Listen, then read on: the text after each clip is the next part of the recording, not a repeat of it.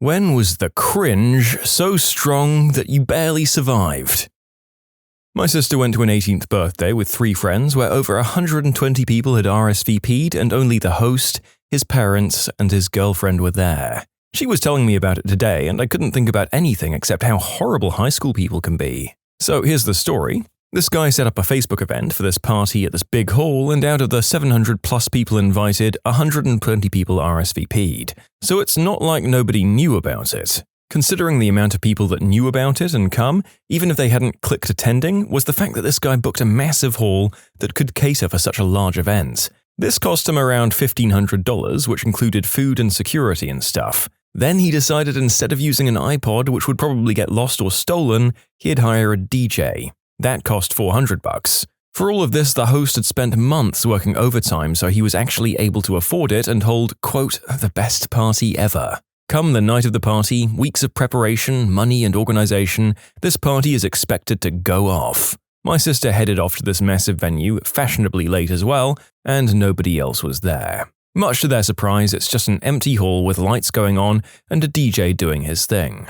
Then she finds the host and asks the normal questions, where is everyone and stuff like that. He's as baffled as my sister was. Not even his best mates had shown up, which was the most surprising part. Now, this is just the most gut-wrenching part of the whole thing. He then calls his friends. He asks them, where the hell are you guys? And obviously, on loudspeaker, an uproar of laughter comes from the person speaking, and you can also hear it in the background. He starts crying and everything, absolutely devastated about what has happened. He's out of pocket $1,900 at least, and knowing that all his friends possibly organized a boycott for his event. When I told this story, I couldn't stomach how harsh and horrible people can be. I'd never have thought this could have happened, especially on such a large scale as this.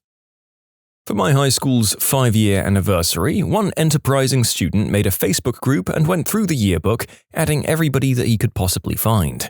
About 630 of the roughly 700 students from our graduating class joined the group and started in on how everyone was doing, where everyone was living and stuff. When he sent out invites to get together, about 150 people said yes and 300 or so said maybe. The guy who organized it rented out a private room at a bowling alley, paid for a bartender, and got a ridiculous amount of food and such, as well as having all 4 yearbooks and putting together a DVD of random videos from sporting events, plays, funny skits from the school news, everything. This guy went all out. On the day of the reunion, 5 people came. The guy who organized it and his girlfriend, who wasn't even in our class, myself and a friend, and one random person who I recognized but never spoke to, and another guy who actually worked at the bowling alley. Quite possibly the saddest thing I've ever seen. The look of defeat on the guy's face was crushing. I've never felt such vicarious humiliation in my life. We ended up just getting drunk and bowling a few games before the black cloud of shame left everyone silent, and my friend and I left abruptly. And to Alan, if you read this, everyone in our class was a butthole anyway. Sorry, bro. Oh boy. Is this going to be an entire video of people being humiliated and financially broken because people ditch their parties? Because I'm not sure I can survive that. Oh, thank God, the next one is only about grievous bodily harm.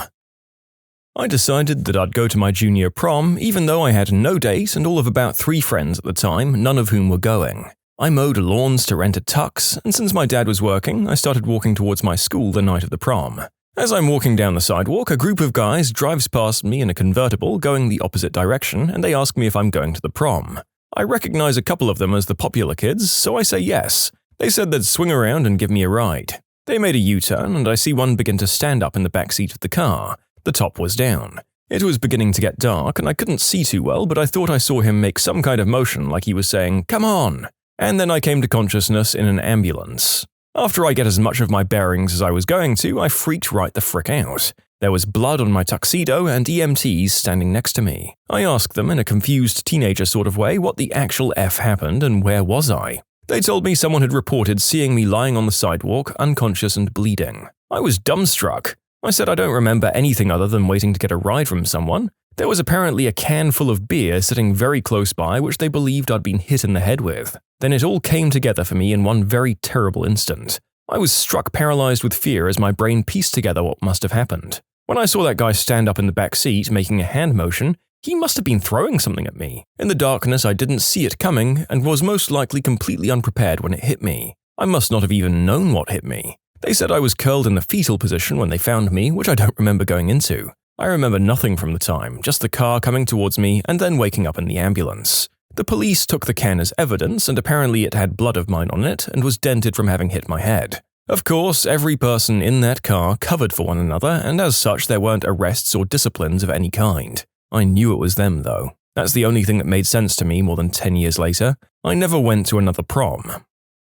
9th birthday, I invited my entire grade. My mum, my little sister and I had spent a week making a piñata by hand. We were living in extreme poverty. I got thrift store toys for presents. No complaints from me, though.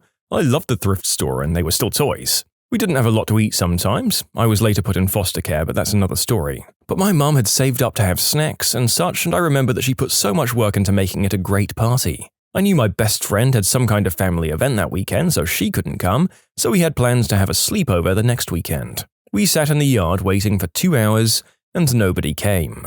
My little sister and I ended up just taking turns hitting the piñata ourselves. I wanted to cry, but my mum already looked so sad and I felt too guilty to let the tears come. Worst birthday ever. Just last night I was forced to go watch a friend of a friend's band play some crappy gig at a hole-in-the-wall bar. They went on late after another band had already played and the audience just kept dwindling in size. It was pretty excruciating. It took all of my willpower not to look like I was in agony. Afterwards, we all had to pretend that they'd rocked out and that we were impressed. I mean, he looked so happy. We couldn't ruin it for him. I used to work in the showroom at Chuck E. Cheese when I was in high school. My primary job was to throw birthday parties, and throw birthday parties I frickin' did. I made damn sure that every kid there had the greatest birthday party of all time.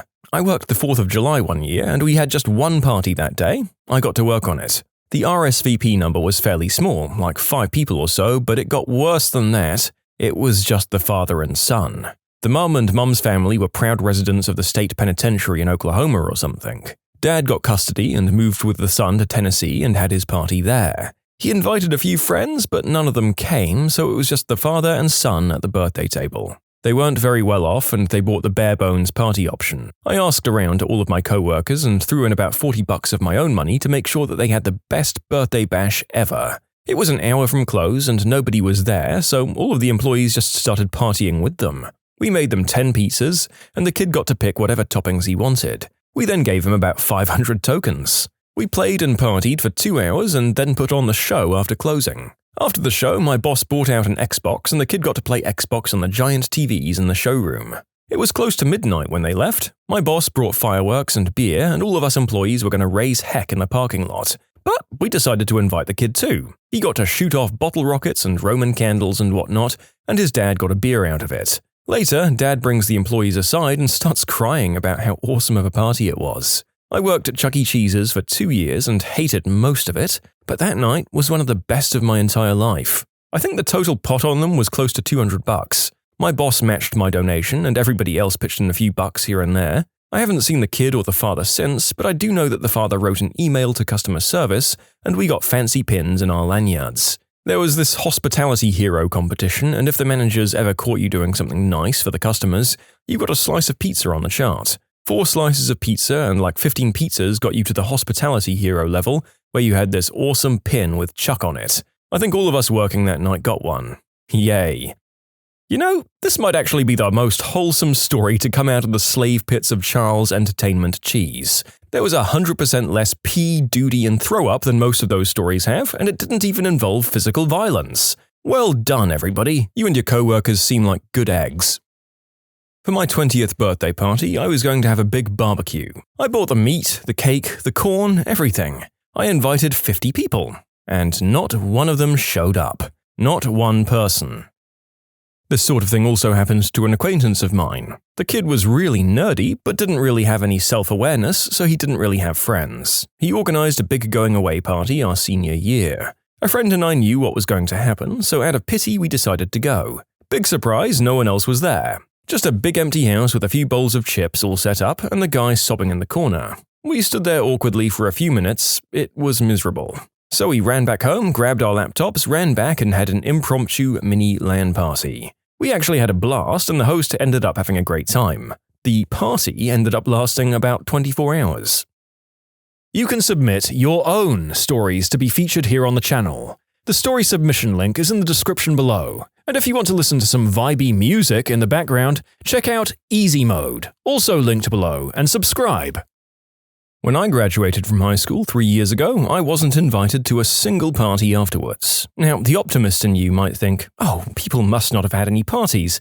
Everyone gets invited to graduation events. Well, my dear internet friends, the sad truth is that there was one. It was held at a local country club. There were over 200 people in attendance for a graduation event of my class of 192. And how do I know this, you might ask? I was present when everyone else was invited. I was watching the computer when the Facebook event creator, who was our class president, sent out the Facebook invites, and I watched her uncheck my name and 1 or 2 other kids' names before sending it. I was also present when the paper invites were given out. The school gave permission to hand them out in our homeroom. I was the only one that wasn't given one in my homeroom. My school doesn't have official graduation events outside of the usual honors day, commencement and such. Yep, people suck. I went to a surprise party where I was the only non-family member there, and I didn't even know the girl that well. Turns out, her friends were buttholes, but she's an awesome person and it made her feel better than no one being there otherwise, so I don't really regret it. On my 21st birthday, I brought a few of my best friends to Six Flags, bought their tickets because they were having a hard time finding work, and spent the day having fun with them. We planned to leave early and go back to my place to celebrate turning 21 with some drinking. But as I was driving them back, they got a call and were all invited to a party except for me. So they all had me drop them off, except for one guy who just went home and left me to be alone as they went to a party. So I spent the night drinking alone as a rag. I now can't stand the thought of celebrating my own birthday. I should make it clear that these were friends I knew for over 10 years, and this was the only time they ever really behaved like really bad friends. I'm still in rough waters with them, but I went with the everyone gets one mentality. If they ever pull crap like that again, they're gone. And I don't do them many favors these days, and none of them involving money. My cousin's wedding was sad. Rented hall, catered, DJ. Maybe 15 people showed up. Invited over 150, mostly family. You know, the same sad party story that's going around a lot happened to me in elementary school as well. My parents moved us around a lot, so I wasn't able to keep friends for a long time. I moved to a new school and decided that the best way to make friends would be to invite a whole bunch of girls to my birthday party. My mum put this whole thing together and only 2 of them showed up. I was devastated. I asked one of the girls from school why they didn't come and she said, "My mum told me it looked like a child made the invitation, so I couldn't go." Which, I am a child. Needless to say, I wasn't very socially graceful after that. Wow, this might be the most depressing bunch of stories I've ever read at 3 in the morning. Yep, my social anxiety is coming back just from reading these answers. My mother frequented a 50-plus age group chat room on WBS, which was once known as the IRSociety.com. This was during the mid-90s. The regulars eventually started organizing meetups, for which they'd later expound upon the great time that was had and wonderful people who met in person. One such regular was a quadriplegic gentleman whose personal aide would type for him. He'd been to a few local meetups, and everyone really seemed to admire his personality and spirit. He was on a fixed income and saved for nearly a year to fly, without his aide, to a meetup on the US East Coast. Only, when he was wheeled out to the terminal, nobody was waiting for him, and nobody ever came. He spent 10 hours sitting alone, helpless, and hoping the alleged woman who had invited him and promised to host him at her house was just very late before finally getting help from a passerby. Somebody even had the heart to help the guy try calling the listed names in the phone book, but to no avail. He showed up online again a week later, disheartened and angry that he'd let some cold-hearted troll get the better of him under multiple screen names and personalities. Even at the age of 14, when I didn't give 2 craps about chatroom drama, my faith in humanity died a little bit hearing that story. I threw a Toga party, and while 300 people said they were going to come, only 20 of them actually did, and one of them crapped himself halfway through the party. Let's spin this tale around. 3rd grade. Teacher takes the whole class aside and asks, "All of you were invited to Charles' birthday party and none of you went. What happened?" At which point it became clear that I was the only kid that Charles hadn't invited. The joke was on him because I would have been at that party. Poor kid was at Chuck E. Cheese all by himself. Wait, so not only was Chucky chucking a party at Chuck E. Cheese, he never chucked an invite your way. What a chuck! Although one has to feel bad for him. Hopefully all the ones who never turned up got food poisoning and chucked their guts up. In Spanish culture, it's tradition to have a quinceañera. I didn't want to have one, but my mum insisted on having it either way. So she decided to have it in the house, right? It's not very big in my house, and she'd already invited the family and close friends from out of state, out of the country even. So my mum limited me to inviting 5 friends, but she got to invite all the people she wanted. So we were expecting more than 40 people to show up. Maybe 6 came.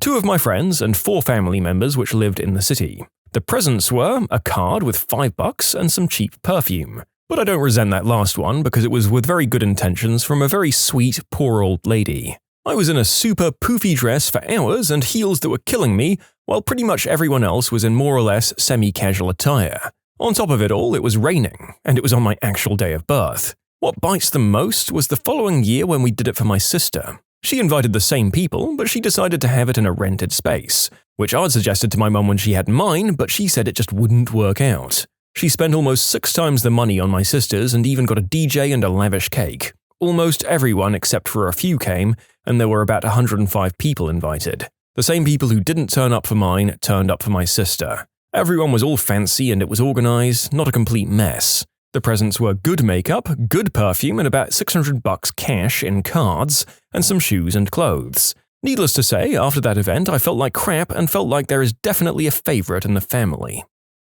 On my 12th birthday, I told my parents that I'd pay for my whole party, and I did. And it was awesome. Well, it would have been if anyone else but my best friend and brother showed up. So there I was with my best friend and brother at a private laser tag room, stuffing our faces with party food and stuff like that, when my mum called one of my other friends' mums, and the kid picked up and just started laughing. I cried in the toilets, but my best friend cheered me up. I got a job and used all of my spare time to pay for that. It was a $700 party. All of that money was down the drain, and I even did my homework in school at lunch. After that, my parents took me to the pound and I took home a puppy, so I guess he made everything much better. And Tommy, I know you live online, you troll, and if you're hearing this, I hate you for telling everyone else not to come. And to Lachlan and Ash, thanks for being the only true friend, Ash, and Lachlan, thanks for being an awesome brother. I went to a costume party. It was not a costume party. I've resolved that if this ever happens to me, I'm just going to simply act normal, and when people ask me why I'm wearing a costume, stare at them quizzically and ask, "Costume?" When I was in primary school, about 6 or 7 years old, this guy invited all 30 of the people in our class to his birthday. I didn't know him very well, so asked everyone else if they were going, and they said that they were. So the day of the party, nobody else was there except him, his cousin, and his parents. No one else showed up at all. But it was their loss because there was a crap ton of pizza and an endless supply of junk food for us. The guy who threw the party became my best friend and still is 16 years later. I have a heart warmer for all of you to make up for all these tragic stories, although it starts with a snub. I have a friend, let's call him Jed, who went to a high school leavers party. This guy was given a bad roll of the dice when it came to certain genes. He was unusually short, getting plump, had glasses, wasn't great in the looks department, and had a bit of a geeky aspect going on. But all in all, he was a very likable guy if you weren't shallow as F, and I've had many good times with him, even though side by side we look like the main characters in the film Twins. Jed, if you're listening to this, by the way, hi, you can probably tell who I am. Anyway, Jed was invited to this leavers party, hosted by this chick who was hot. A star pupil, basically the real-life equivalent of the movie Prom Queen, only stereotypically shallow and witchy.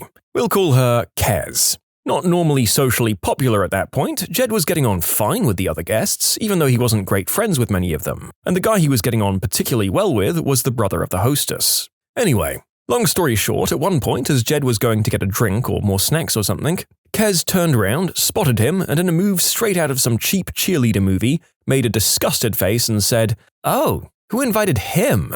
Loud enough for Jed and several others to hear. The feeling of embarrassment must have been sickening for him. I wasn't there, or I'd have told her where to shove those words and left with him, but he had nobody backing him up at the time. It kind of wrote off his night. So he went back to the crowd he'd been hanging with and started to diplomatically say his farewells to the people he'd been talking to, reckoning the night wasn't going to get any better. Some of the people he was saying goodbye to were surprised he was leaving so early, and so suddenly, as they'd been having a good night together. They didn't know what had just happened. And one of the people who was curious was the brother of Kez, that witchy hostess. He saw that Jed looked a little upset and asked what was wrong, so Jed told him. The guy listened, looked over at his sister, who seemed to be looking back at him uncomfortably. The guy asked if Jez could stay while he sorted something out, but Jed said he needed to leave. The guy shook Jed's hand and apologized profusely on behalf of his sister, and said that Jed would be missed. Jed went into the hall and got his coat. He put on his shoes and opened the front door. He turned back to give a final wave to the people at the party and was treated to the sight of Kez, the hostile hostess, and her brother standing in a corner. Kez's brother was clearly angry and giving Kez a real piece of his mind. Kez was bright red with embarrassment and openly crying while her friends took their turn being frozen with sympathetic shame for the second time that night. From what I know of Kez, it was long overdue. In short, nerdy friend of mine gets rudely snubbed at high school leavers party by the hostess. Hostess gets humiliated for her attitude in front of everyone by her own brother. What made you realize there was something off about your friend's significant other? I met them as an already married couple, and everything seemed fine until she went into labor at my house. It was her second child, so she knew it was early labor and decided to rest on our couch while we hung out. We were going to watch her older child when she went to the hospital anyway, and our house is 30 minutes closer to the hospital, so it made sense for the three of them to hang out around our house until go time. That's when my husband and I started noticing her husband's strange behavior. He was a very charming guy and a very good father to his son, but he started making fun of his wife during contractions. He would roll his eyes and tell her to shut up if she made even the slightest groan. He joked that she was a wimp and was overreacting. The whole situation got so awkward that my husband insisted he go home to get their hospital bags, just to give this poor woman a break from her crappy husband. A few months after the birth of her second child, he hit his wife with his car while she physically tried to block him from leaving during an argument. He disappeared for days and didn't come home until she proved to him that she hadn't gone to the hospital or contacted the police. Thus began systematic abuse that continued for 2 more years, and she hid from me like an expert. He would hurt her and then threaten to withhold money for groceries if she said anything to anyone. I knew he was the worst, and I knew she often needed me to pick her up to get food from food pantries because he was bad with money. But I had no idea he was hurting her. She finally left him after he threw her through a window while she was 8 months pregnant with their third child. The story doesn't end there. After the divorce, he and his friend started making very inappropriate content featuring children. He had a full-on, toddler-level temper tantrum twice at a group game night. Once because during a trivia question he couldn't remember the planets in the solar system. Then in the same night, he got ragey playing Uno, threw down his cards and stormed out. We all kind of looked at each other and our friend. That was when he knew he was off. My friends and I were all in our mid-20s and he was over 30, so it was definitely not acceptable behavior. A couple of weeks later was my friend's birthday, so we all went out for the night and ended up at our neighborhood bar. He threw another temper tantrum, I think it was overscoring for darts or something equally ridiculous, and stormed out and peeled away in his car, leaving us with no ride home. This was pre-Uber or Lyft, and none of us wanted to spend money on a taxi, so we sobered up on the 2-mile walk back to my friend's house. Thankfully, she broke up with him not long after. She's now with a wonderful guy who not only knows the planets of the solar system, but also treats her a lot better. I wonder which of the presumably many tantrums broke the camel's back in that girl's mind. How many screaming rages are too many in a relationship?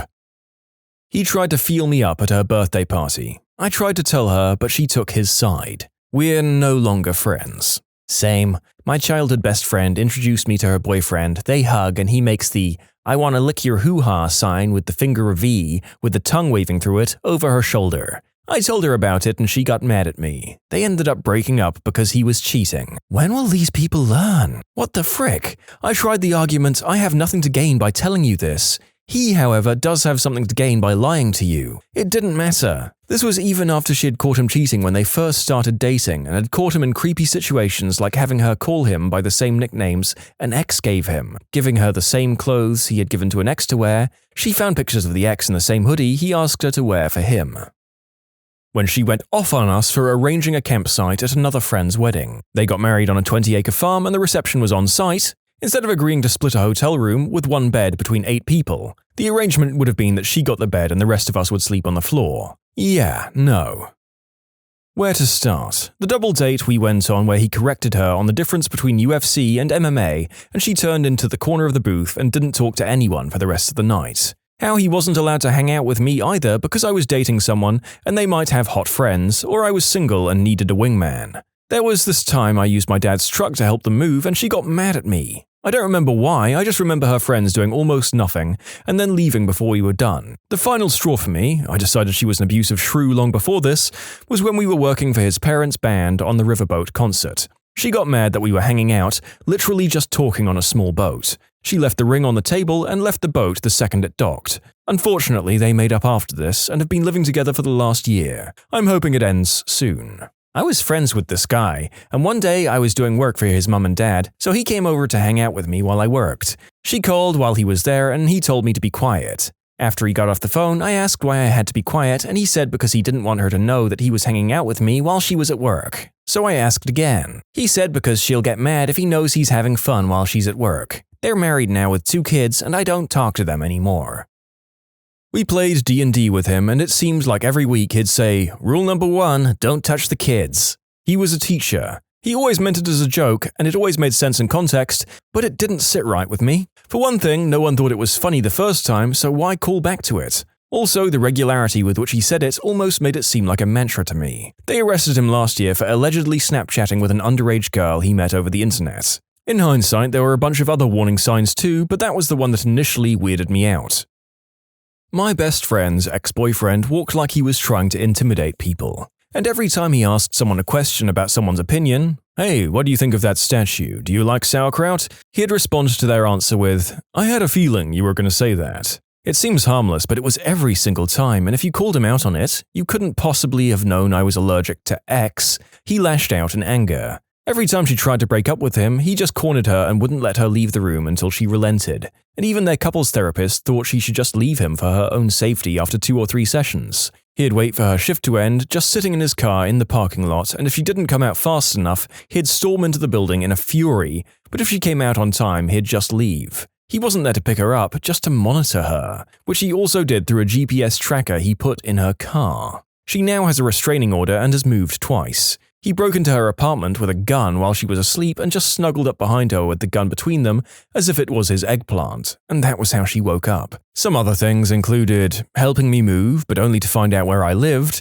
After their breakup, he came to my door several times looking for her, and when she was generally not here, he settled for monitoring my house. He was an extreme fitness nut who was obsessed with telling people whether or not he could bench them. Hint, usually not. Lots of gaslighting, I don't remember the details. Insisted on changing her cat's name, which didn't stick. Wouldn't let her not watch TV with him, even though there are 100 things she'd rather do than watch TV at any given time, up to and including a pap smear. This inspired multiple fights. Charmed her parents so successfully that they insisted she go to couples therapy to work out their differences, which were, "I don't want to be constantly monitored, also your general controlling behavior is creepy," versus, "You have nothing to hide if you're doing nothing wrong."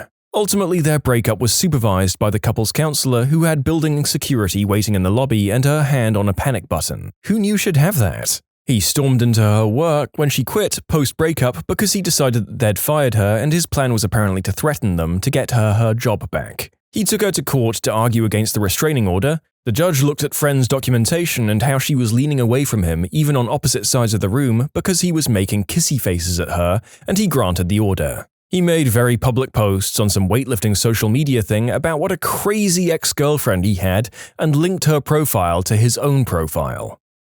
Good God. I guess the feeling that there was something off began approximately a few seconds into your first meeting with him. Glad she got away. Was best friends with a dude. I'm a lady. I'd been for a few years, there was no chemistry or anything like that, at least on my end. He got out of a long-term relationship and started dating around. He'd often introduce me to these ladies as a sort of barometer of whether or not he thought they were a good match. One weekend he invited a girl out with our group. She's super standoffish, won't smile, clearly isn't having a good time. I tried to talk to her, get to know her, tried to tell her about my friend and how great he is. She acts like I'm not there. Might as well have been the wallpaper. A month later, I'm on a date and we run into them. Remember, I'm also on a date with a man. As they're leaving, they come over to say hello. She seems equally unhappy to be alive. I introduce my dude, the 3 of us chat for a minute while she stands there. I jokingly tug at his shirt in a "you old dog" kind of way, and she storms out of the restaurant. Both dudes are confused. This wasn't a flirty touch of any kind, more like a bro touch. Anyway, next day at work, I work with this guy, he comes up to me and says, "Hey, you can't do stuff like that. She's really damaged. She has jealousy issues. Doesn't trust men." I apologized profusely because I didn't realize I'd done anything wrong. I even asked my date and he was baffled as well. This friend had an emergency key to my house in case I ever got locked out. He returned it a week later, citing something about, "What if you call at 2 a.m.? But isn't that the point? Isn't that what best friends do? Help each other out in times of need? Flash forward a few months in, and he refuses to speak to me. Again, we work together, won't look me in the eye. He slowly gives up other relationships, male and female. After dating the girl for 6 months, they get engaged, now married. No idea how it's going or if he's happy. I ended up moving and haven't spoken to him since. Makes me really sad to see people give up who they are for a relationship. You can submit your own stories to be featured here on the channel. The story submission link is in the description below. And if you want to listen to some vibey music in the background, check out easymode, also linked below, and subscribe. He started attending college at 26, which isn't strange at all, but he insisted on living in the dorms for 3 years. It's not like we're a college town with expensive, far away, or crappy off-campus housing. He just liked the ego boost of being around kids 8+ years younger than him. My friend was 19 when they started dating. Another thing was that he was a full-time stand-up comedian with his own YouTube channel. He mostly did open mic events at bars, but couldn't stand watching other people on stage perform if it wasn't him. He would sit and seethe when my friend told him she didn't want to leave when watching other people perform. The creepiest moment was undoubtedly when my friend asked me if my boyfriend ever watched adult flicks that also featured animals. Taken aback, I said, "Frick no," and I told her that it'd be a major deal breaker for me if she did. She said, "Oh, my boyfriend told me that every guy watches it." Thankfully, they broke up last week and I couldn't be more proud or happy for her. A bit of background, this was a good friend of ours and a previous roommate. At this point, he had moved out about a year and a half prior and we'd only had internet contact with him since. It was a meetup of old friends when we went to visit home. This was the first time we, my wife and I, met his newest girlfriend after his previous long-term relationship ended. She wasn't so bad, kind of giggling and goofy for him, since he's a bit more serious, but fine, they seem happy. We were out for dinner and her and my wife go off to the bathroom. I thought this was odd since my wife is kind of a tomboy and doesn't do the whole girls go to the bathroom to do their makeup and gossip thing, but I find out later the friend's significant other invited her to ask her a few questions about our friend. Well, after about 20 minutes went by, I realized they weren't back yet. We were both tipsy and engaged in conversation and time got away. This was a small gathering of a few couples, and one of the other girls goes in to check on them. I come to find out my friend's SO basically had my wife cornered in the bathroom, crying in her face and demanding to know why our friend had a secret crush on my wife and why he wouldn't admit it to her. After getting the recap from my wife, she said she had no clue if the girl was going to attack her or molest her since she was apparently completely against her on the wall. Apparently, it was a mixture of my wife wanting to calm her down and also being a little afraid since she was half this girl's size, and legitimately not being able to get past her that caused the long drawn-out issue. Luckily, the person going to check on them snapped the girl out of it and diffused the situation. Very bizarre. We've seen her one time since, not exactly on purpose, and she acts like the whole thing didn't happen. She apparently has no history of mental illness, but I have no clue beyond that. The first time we met her was at a bar. My boyfriend and I arrived early, so we found a Scrabble board on the game shelf and started playing. When my friend and his significant other got there, literally before even introducing herself, the SO looked at our board and said, "Wow, that's a lot of small words. Are you guys stupid?" My boyfriend and I were so stunned that we kind of just ignored the comment. Was she joking? Anyway, she unsurprisingly turned out to be a psychotic ultra B word. She sounds like a freaking casual too. Any real Scrabble player knows it's not about the length of the word, it's all about getting QI across and down, with that QI on a triple letter. I mean, I think under a certain context and from a certain perspective of established banter, it could be funny. But yeah, it's bold to try that with strangers.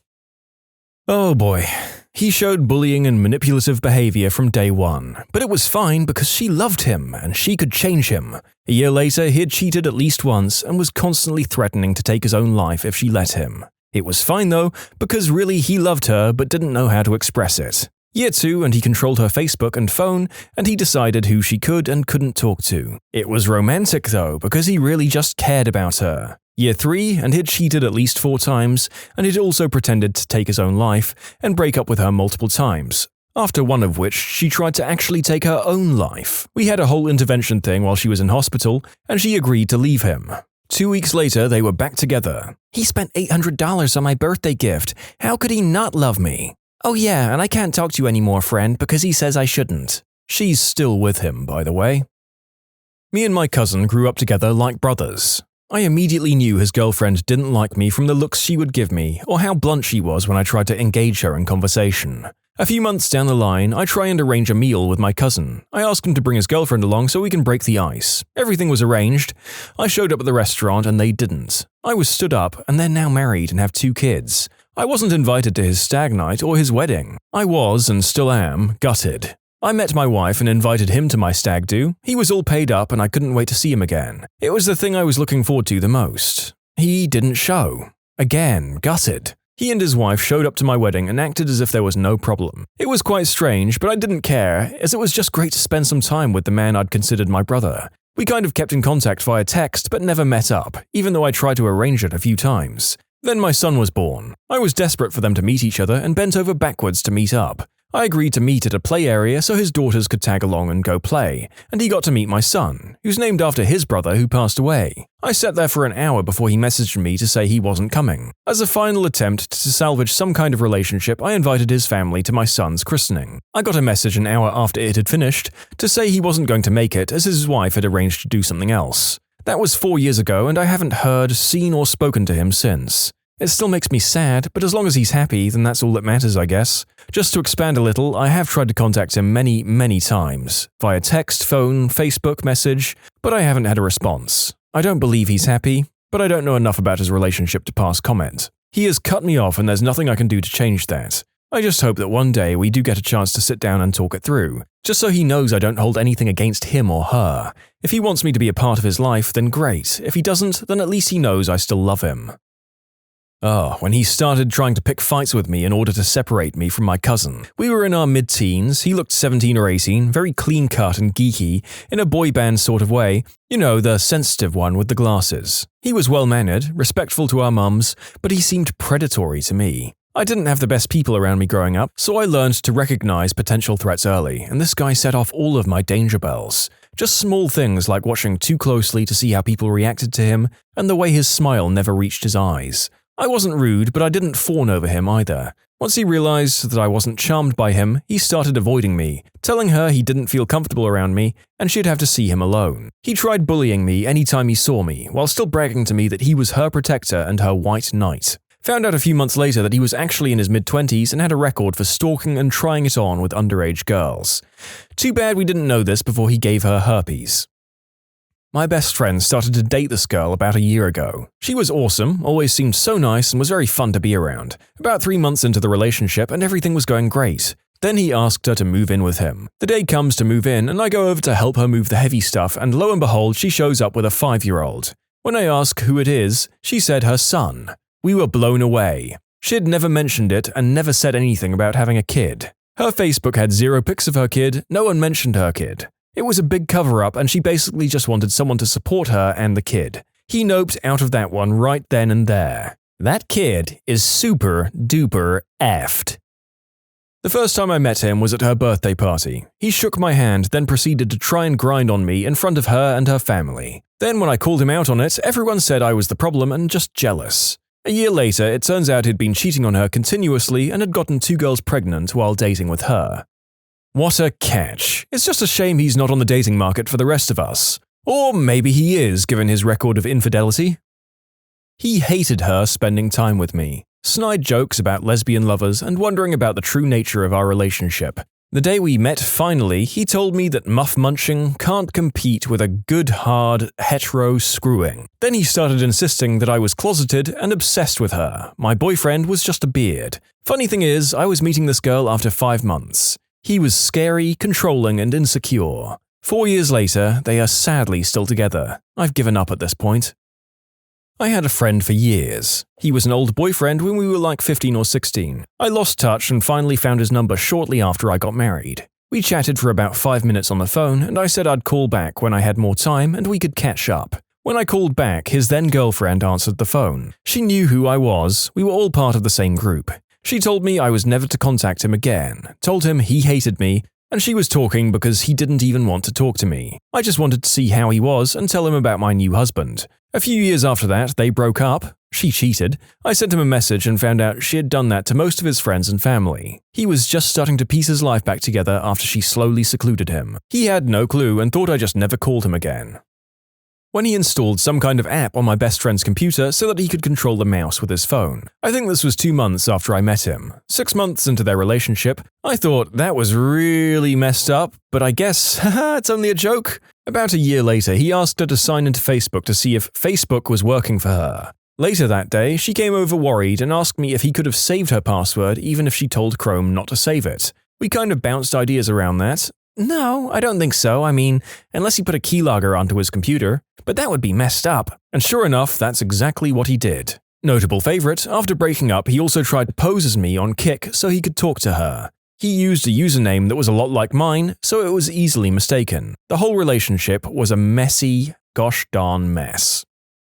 When my husband and I were helping them move, he would only speak to or answer my husband. I had an idea of how to move some stuff up the stairs, and the guy just blew me off. So I told my husband to casually mention the same idea, and poof, it was an awesome idea, so we had to try it right there and then. He always put her down and she would just take it. In the end, he broke up with her because he felt she wasn't thin or pretty enough for him. Then he'd get mad at her for trying to move on and tried to sabotage every relationship she tried to have. I ended up ending the friendship because I couldn't stand listening to her complain about how he was treating her, and she would keep going back to him. Teachers. What's the worst parent-teacher conference you've ever had? I had a student fail my class and I thought I'd been emailing with their parents throughout the semester. Turns out the parents didn't speak English and relied on their children to translate for them. Their older sibling was studying abroad, so the student was able to hide everything from the parents. Once they came home, the jig was up. The parents couldn't believe their child had lied for months, so we had a face-to-face meeting. It was so awful to see their faces crumble in shame and humiliation as their oldest child translated the meeting. I teach 7th grade, and the one that stands out to me was from my 2nd year in the classroom. Probably it sticks out in my mind because I didn't feel confident in my job yet, so this interaction I had with the family threw me for a loop. Once, I had a struggling student come in with their family, and I was so eager to talk to this family. I was hoping that we could have some kind of constructive conversation that would lead to the kid's improvement in my class. I'd pulled up their grades to explain why he had a D in my class and what he needed to work on to bring his grade up. Next thing I knew, parents started completely berating the kid, calling him stupid and lazy and telling him that he was a failure. It was horrible. Even worse, the kid was on the spectrum, so he really didn't have the kind of emotional stability to handle something like that. Heck, I don't know what 7th grader would be able to handle something like that. He started crying and his parents apologized to me, and led him out into the hallway where they continued to berate him. It was rough. I tried to smooth some things over by talking about the kid's strengths, but they just wouldn't be deterred. The kid was sitting on the ground in the hallway, just sobbing next to the lockers, and his parents left, presumably to go to conferences with more teachers. I tried to console the student, but I don't think there was much I could have done. He was just completely heartbroken. I had to tell a well-known gang leader that his son was failing my class. It actually went better than expected, but the anticipation was real. I was talking to the parent of a kindergarten student and telling her ways that she could help her child at home. She suddenly said, "Do you get paid to do this?" I said, yeah. And she said, "Well, I don't." Then she swiped all the papers off the table, stood up and walked out. I was like, okay then.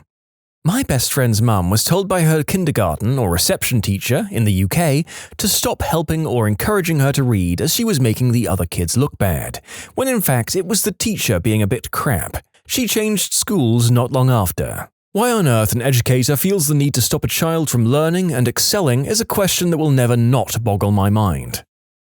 Not quite a parent-teacher conference, but it was after I got my first cell flip phone long ago when they were just coming out. An 8th grader stole it. My wife called the phone and the guy who answered was dumb enough to give her his name. It was a parent who was using it. The kid confesses to taking it and the parents came in.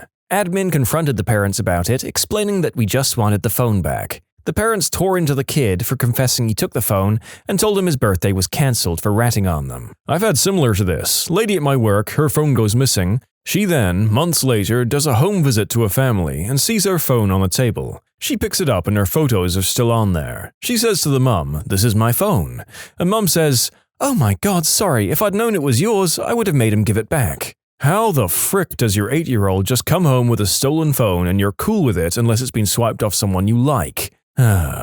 I did like the kid though, just couldn't trust him. My mother-in-law is a teacher. She had one child who basically existed to make sure my mother-in-law wouldn't be able to get through her day peacefully. Crawling on the ground all day, continuously talking, just generally distracting other kids and being uncontrollable. Mother-in-law had several talks with the kids' parents, but they obviously couldn't give a single crap. One day she lost her phone that she always kept on top of her desk. She spent hours looking for it when it occurred to her that the kid had been unusually quiet toward the end of the day. She asked my father-in-law to call her, and of course the kid picks it up. My mother-in-law was furious and called the girl's parents. Her parents said that the kid had claimed that mother-in-law had let her have it for good behavior. It was all really stupid. Parent was irate because I caught her 6th grader cheating on a test. The parents said that the daughter was too stupid to cheat anyway and kept calling her dumb and an idiot. The daughter was right next to her, hearing her mother talk all this negative crap about her. Absolutely broke my heart. In tears, I told my principal. She said, "Well, there's nothing you can do about it, and if she really believes that, she's doing an incredible disservice to her daughter." I left the school the end of that year. An unintended conference when an undergrad I was teaching requested a formal meeting with me, her mother, and the dean of the college at the university. She'd received a 97% on an essay, and she and her mother were both in tears, demanding that I be reprimanded and retrained for unfair grading policies. I think my mouth was agape the entire time. One time, a child peed all over the bathroom in the school. When we brought it up with a parent, they demanded to know why we didn't teach them how to properly use the bathroom. My girlfriend's mum is a teacher in a very poor, mostly racial minority area. She once had a child in 3rd grade who was on the cusp of being tested for special needs, but basically was approached as being slow but no serious biological developmental issues. This child, on one disgusting occasion, ate his own feces. Yes, ingested, on purpose, his own excrement. When brought up to the mother, the response was, "Well, he was hungry." An administrator in the room responded, "Then send him home with some crackers." Ugh, the horror. Once had a phone conference with a parent who accused me of forcing students to come to my house and build a garage for me. The parent said his son was being ostracized and punished by me for refusing to come to my house and work on my garage. The only thing I could do was laugh at him. I thought it was a prank and hung up on him. Next morning, I had to meet with my principal because the parent had called and threatened to call the local news media about my classroom if I wasn't immediately fired. The parent left screaming rants on my principal's voicemail. We listened to it a few times and got some good laughs. The parent claimed I was making the kid drive to my house during class, and if they didn't, I was failing them. But his son had an A- in the class, and the drive to my house was longer than the class period. The parent was obviously nuts, but it had to be treated as credible. So there was an investigation, and there may even be a report about it in my personal file. I've had other weird interactions with parents, but that one definitely takes the cake. Most parents are awesome, and I enjoy visiting them. A very small minority will try and verbally abuse you or bully you. Kids will twist words and incidents so they don't get into trouble. Some parents can't believe their angels can do anything wrong. I don't know why they believe that. I've messed up as a kid and as a young adult.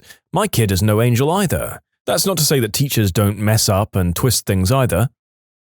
Former teacher, first parent-teacher conference. I put a lot of time into preparing this evening as an innocent 22-year-old. I gave a 10-minute speech to about 15 family members. They didn't seem to care at all. Then I met up with each individually and they were combative. Some stunk of alcohol. One straight up yelled at me for my grading systems. It was basically the beginning of the end of my interest in teaching. Depending on what kind of training you had to go through to become a teacher in the first place, that seems like a raw deal. Hopefully it wasn't the 3 to 5 years of training that most people do. So this year I got thrown into a new teaching assignment. In year 2, the week before school started, I teach geometry, which many students hate because it requires a different type of thinking. It's almost worse with honors students because they think they should automatically know everything without trying and are shocked when they don't. Anyway, one of my geometry classes basically tried to stage a mutiny because of a test before conferences. The principal informed me that she was getting emails about the class.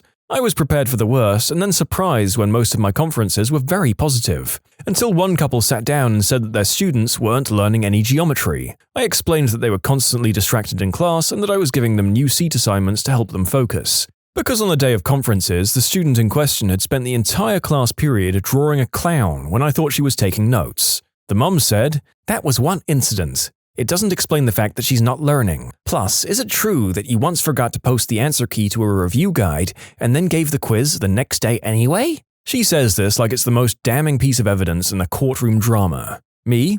Yes, it did happen once. We'd gone over the majority of the answers in class the day before. I told the students that they had time to ask questions before the quiz, and that should this ever happen again, all they need to do is send an email or leave an online comment and I'll fix it right away. It shouldn't have affected their grade at all, and even if it had, I allow test retakes and am always available after school to help. Cue the awkward silence while the mum stares at me like an angry bullfrog, presumably shocked that I didn't resign on the spot. This was the biggest flaw they could come up with in my class. I have a crazy professional and personal life, and am doing my best, but kids, and often parents, will find any possible excuse to avoid confronting their struggles. I ended up chuckling with my principal about the fact that my failing to upload a document triggered parent emails to the administration after the fact when not a single parent or student bothered to contact me the day of.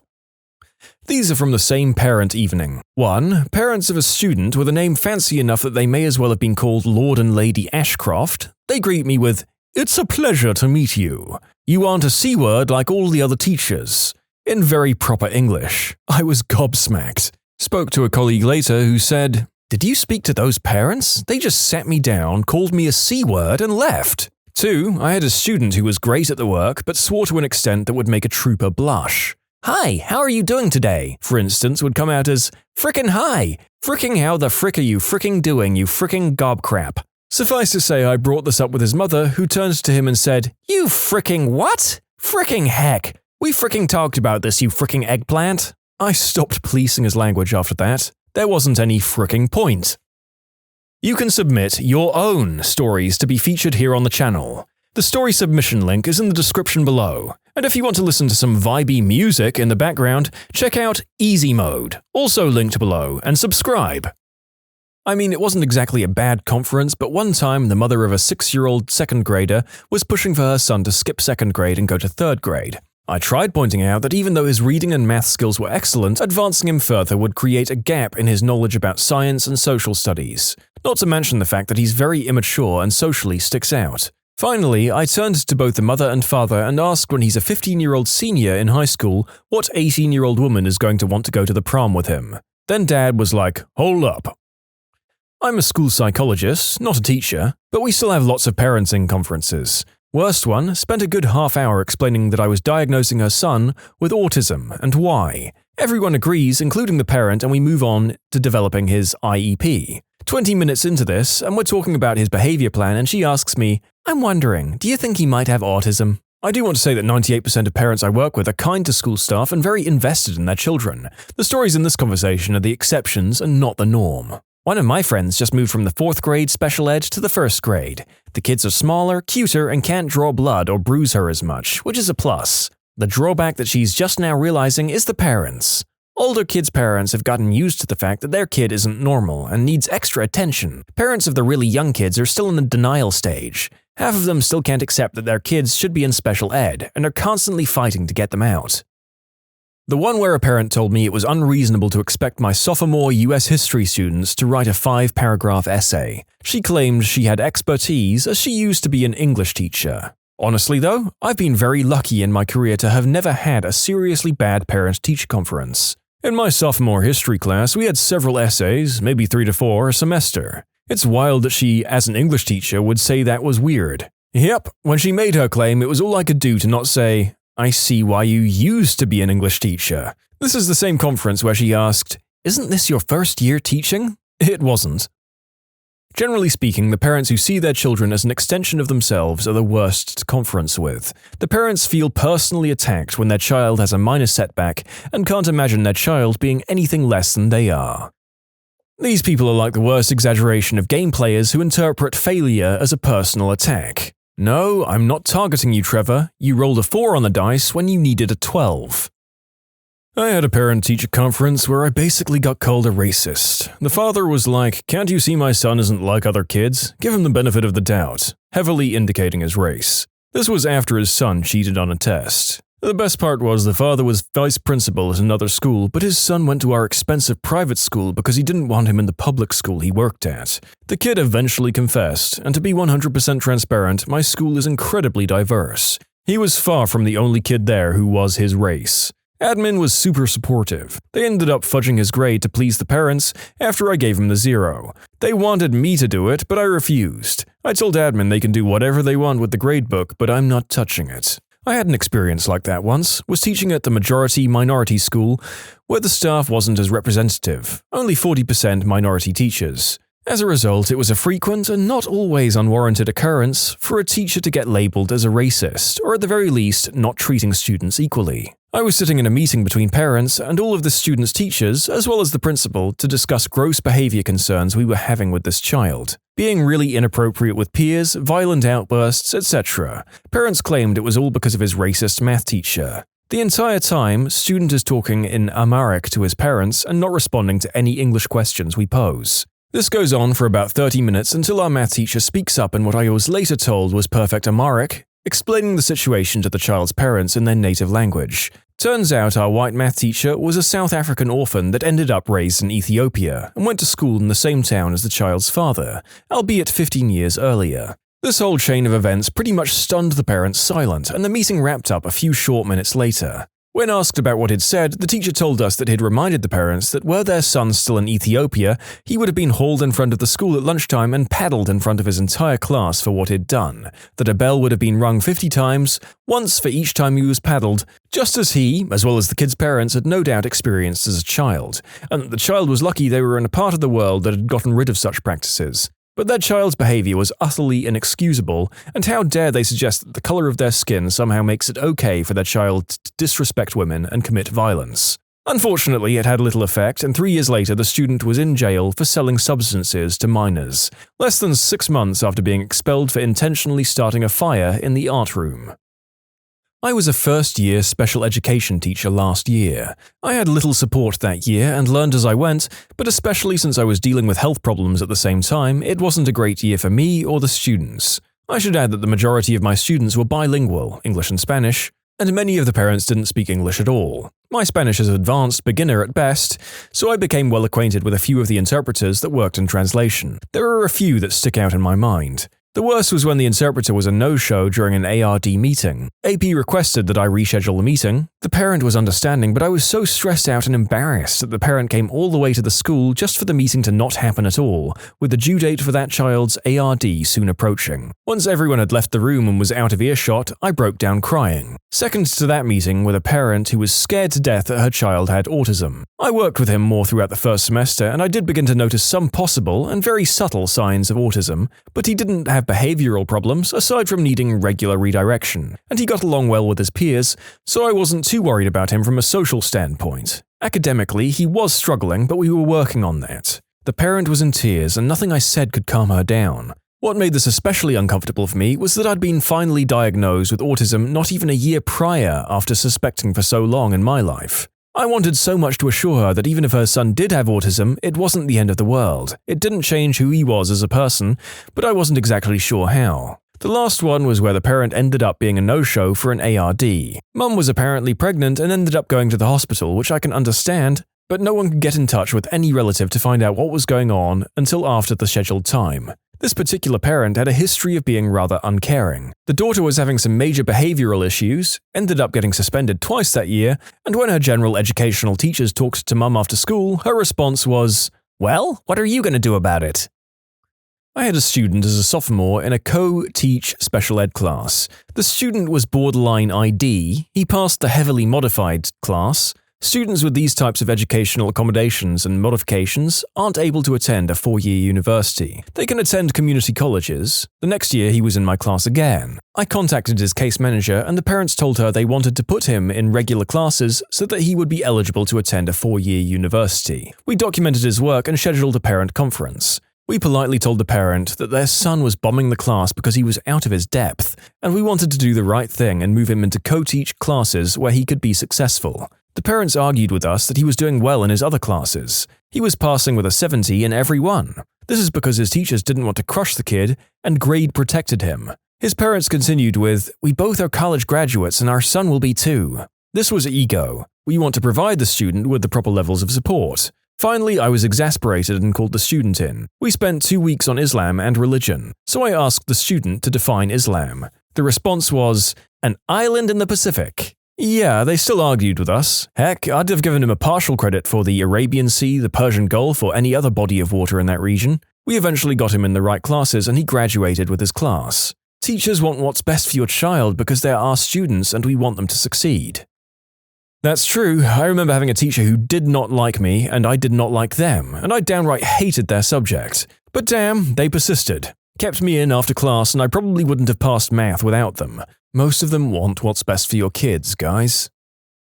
Parent accused me of singling out her child, talking to them differently versus the other 25 kids, sitting around and doing bugger all except talking about my romantic life, plus more wild, hurtful accusations. Also accused me of trying to be friends with students, all of which couldn't be further from the truth. I pointed out that I have a TA with me who could dispute those claims. Also legal documents backing up how her child was lying, documenting all the inappropriate behavior and harassment her child had directed at me, with times and dates. The parent continued to reiterate that she believed I was a liar and tore verbal shreds off me for almost 2 hours, no matter how much I repeatedly defended myself. I've never felt so disrespected and belittled my entire life. I was teaching 8th grade. I called a parent due to having their child repeatedly disrupt my class. I don't like to kick students out because to me that means that they've won. They aren't learning anything if they aren't in my room. I also operate on the idea that even if they're tuning me out, they may read one of my posters and retain something. Anyway, I called a parent explaining that their child was disruptive, blurting out, passing notes, moving to different seats, texting, saying rude things, etc. And the parent said, "I bet my child isn't the only one." I responded, "You're right, but I'm talking to you about your child, not someone else's. Isn't it your job to correct their classroom behavior?" I responded, "I've explained the steps I've taken to support your child in the classroom. What do you want me to do about it?" I responded, "Well, I'm not old enough to be your child's parent, so I would appreciate parental support." This is what I said instead of, "Parent your fricking child." There was one kid in one of my classes who had seizure disorder. So one day we had a guest in the room and he wasn't doing any of his work. Then when she asked why, he said, "I have seizure disorder, so I don't have to do any work." They then told me, the student teacher, and then I told my mentor teacher. His family and I had a parent-teacher conference already scheduled that day, so when I brought it up, the dad goes, "My son didn't say that, the guest was making that up." Yes, the guest came into the room, figured out that your kid had seizure disorder, and then told me your kid said that just for fun. Okay. Probably the time when both the dad and the son were high as frick. Both were nodding off in the meeting. The mother looked like she was on the verge of tears. Poor kid never stood a chance. What were some wild things you saw happen at Olive Garden, or another restaurant with an all-you-can-eat deal? Oh, this is something I can actually answer. I was working a lunch shift and had a table of 3 come in, all mid-30s women. I bought the initial bread basket out, turned around, and they were gone. Okay, y'all were hungry, that's normal. Bought a new basket out and it happened again. Kept bringing baskets of bread, had to be 7 or 8. At this point, we're talking about 30 breadsticks, and the food hasn't even hit the table yet. I start watching and they're putting the bread in their purses, just filling them up. Manager asks them politely to stop, and that was that. They weren't thrilled. Wasn't putting breadsticks in your purse a meme at some point? I've never understood why a purse. So I'm a dude and I don't own one, nor have I ever looked up how much money they are. But aren't purses super expensive? Like, I get you can put a bag in there, but if that bag fails, you'll have a greasy, cheesy, garlicky mess in your purse. Are those maybe $6 worth of breadsticks really worth it? Don't get me wrong, I love Olive Garden breadsticks, but still, man. I was a waiter. I had a couple of middle-aged ladies there from lunch until early dinner, roughly between 1 and 6 p.m., with the unlimited soup and salad, water to drink, of course. Manager said something to the effect of, if they want to sit there that long, let them. After lunch, I gave the table to the waitress relieving me. I told her to keep the tip. We both knew they weren't going to tip. The thing I found amazing was their casual, marathon-style conversation. Slow, steady, long pauses, and comfortable silences. They both knew what they were doing. When I left around 3 or 4, they weren't even winded. I worked at Olive Garden years ago. Not entirely related, but I had a middle-aged, overweight woman always order a pint of Alfredo sauce as soon as she sat down. They sell it in quantities like that for takeout orders, and she would slop it down with about 6 breadsticks before she ordered appetizers. We're talking 2,000 plus calories before appetizers and dinner. I still remember her ordering, and her mouth opening and closing like a gooey, heavy cream sarlacc pit. "You have just ruined Alfredo sauce for me. I'm hungover. This just made me gag. Ugh." Used to rent a room from someone who ordered a never-ending pasta pass, and they were accidentally sent too. Rent paid for itself that month. How much is a pass? If I remember correctly, it was $100. A couple of months ago, there was a couple who would come in literally every night and eat dinner. I was still new to that Olive Garden location, so I didn't really know who they were, and I thought they were some rich college kids who blew their parents' money on average pasta. I asked around, and apparently they had a pass. It explained the frequency, but I still can't fathom how anyone wants to eat Olive Garden that much, even if it's basically free. Note that when I said literally, I meant literally. Every single night they came in and got food for at least a month. Oh, the person who wrote that last part lived a very different poor student life to the one I did, if they even lived one at all. Compared to my 2 portions of porridge a day that I had in my dorms, if I had free food at a restaurant for a month, I would be in one of these stories. I saw her stealing the breadsticks, putting them in her big purse when I wasn't near, and kept asking for more. I can't blame her, they're delicious. Were you my server in New Hampshire like 10 years ago? I got so busted doing that. Haven't shown my face in an Olive Garden since. Also New Hampshire here, Manchester. My grandmother always stuffs her purse with bread. You guys know you can just ask for some to go, right? You usually get at least 5 or 6 to take. You ask for some to go on top of putting them in your purse. Maximize your take home. I went with a buddy 2 weeks ago with their pasta pass and we could hardly finish 1 bowl each, but our waitress kept asking if we'd like more, wink wink, so we got another helping of pasta straight into a to-go box. And then she basically said, "You're my only table right now, so if you guys want more food, just keep ordering and I'll bring you more." We took home 3 bags full of Olive Garden and only stopped because we didn't want her to get into trouble. Needless to say, she got a nice tip because we were meal prepped for the week. The Wendy's in the town I grew up in would do this if you went through the drive-thru at 12:50. Closed at 1 a.m. Basically, anything left over they'd have to throw out would end up in your bag. I'd buy like 1 thing off the dollar menu and get a damn feast. I missed that place, and being at a point in my life where a meal at 1 a.m. was reasonable. A friend of mine worked at Wendy's back in college. He would show up at our apartment with 3 or 4 bags of food every few days.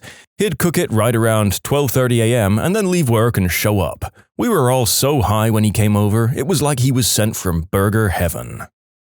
It was 11:45 p.m. and we'd closed at 11 p.m. They showed up at 10:55 and complained they felt rushed. Meal was comped and they left no tip.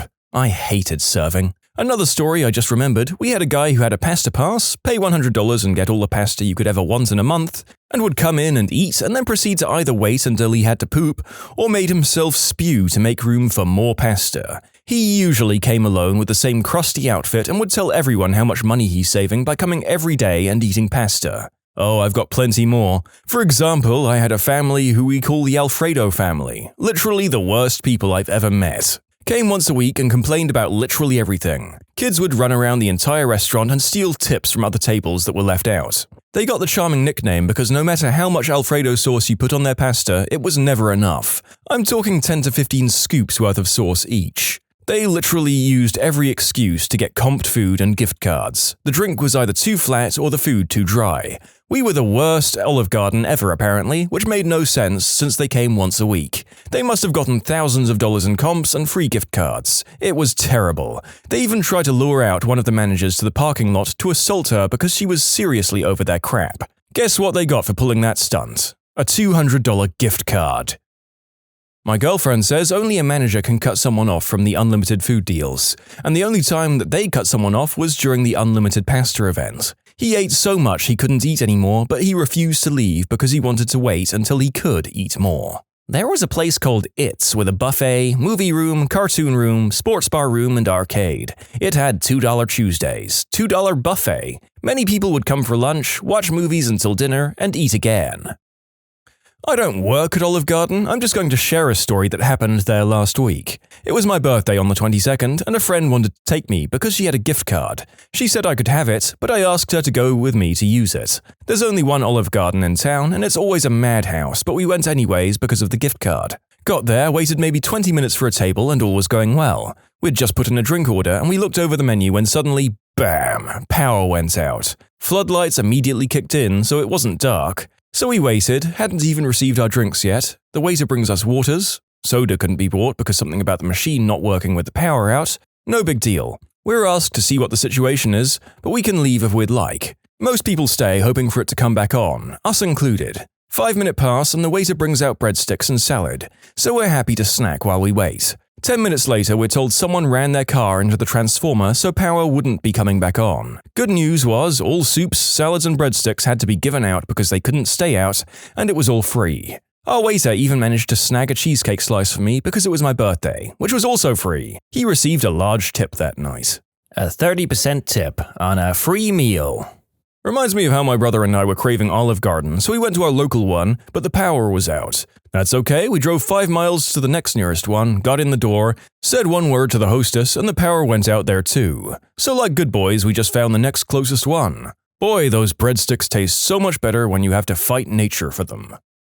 Not Olive Garden, but similar. My skinny as frick uncle once got the all-you-can-eat shrimp at Sizzler, and was eventually told he couldn't have any more. The man had easily eaten over 100 shrimp. It was pretty funny. Mrs. Simpson, what did you and your husband do after you were ejected from the restaurant? Oh, we pretty much went straight home. Mrs. Simpson, you're under oath. We drove around until 3 a.m. looking for another all-you-can-eat fish restaurant. And when you couldn't find one, we went fishing.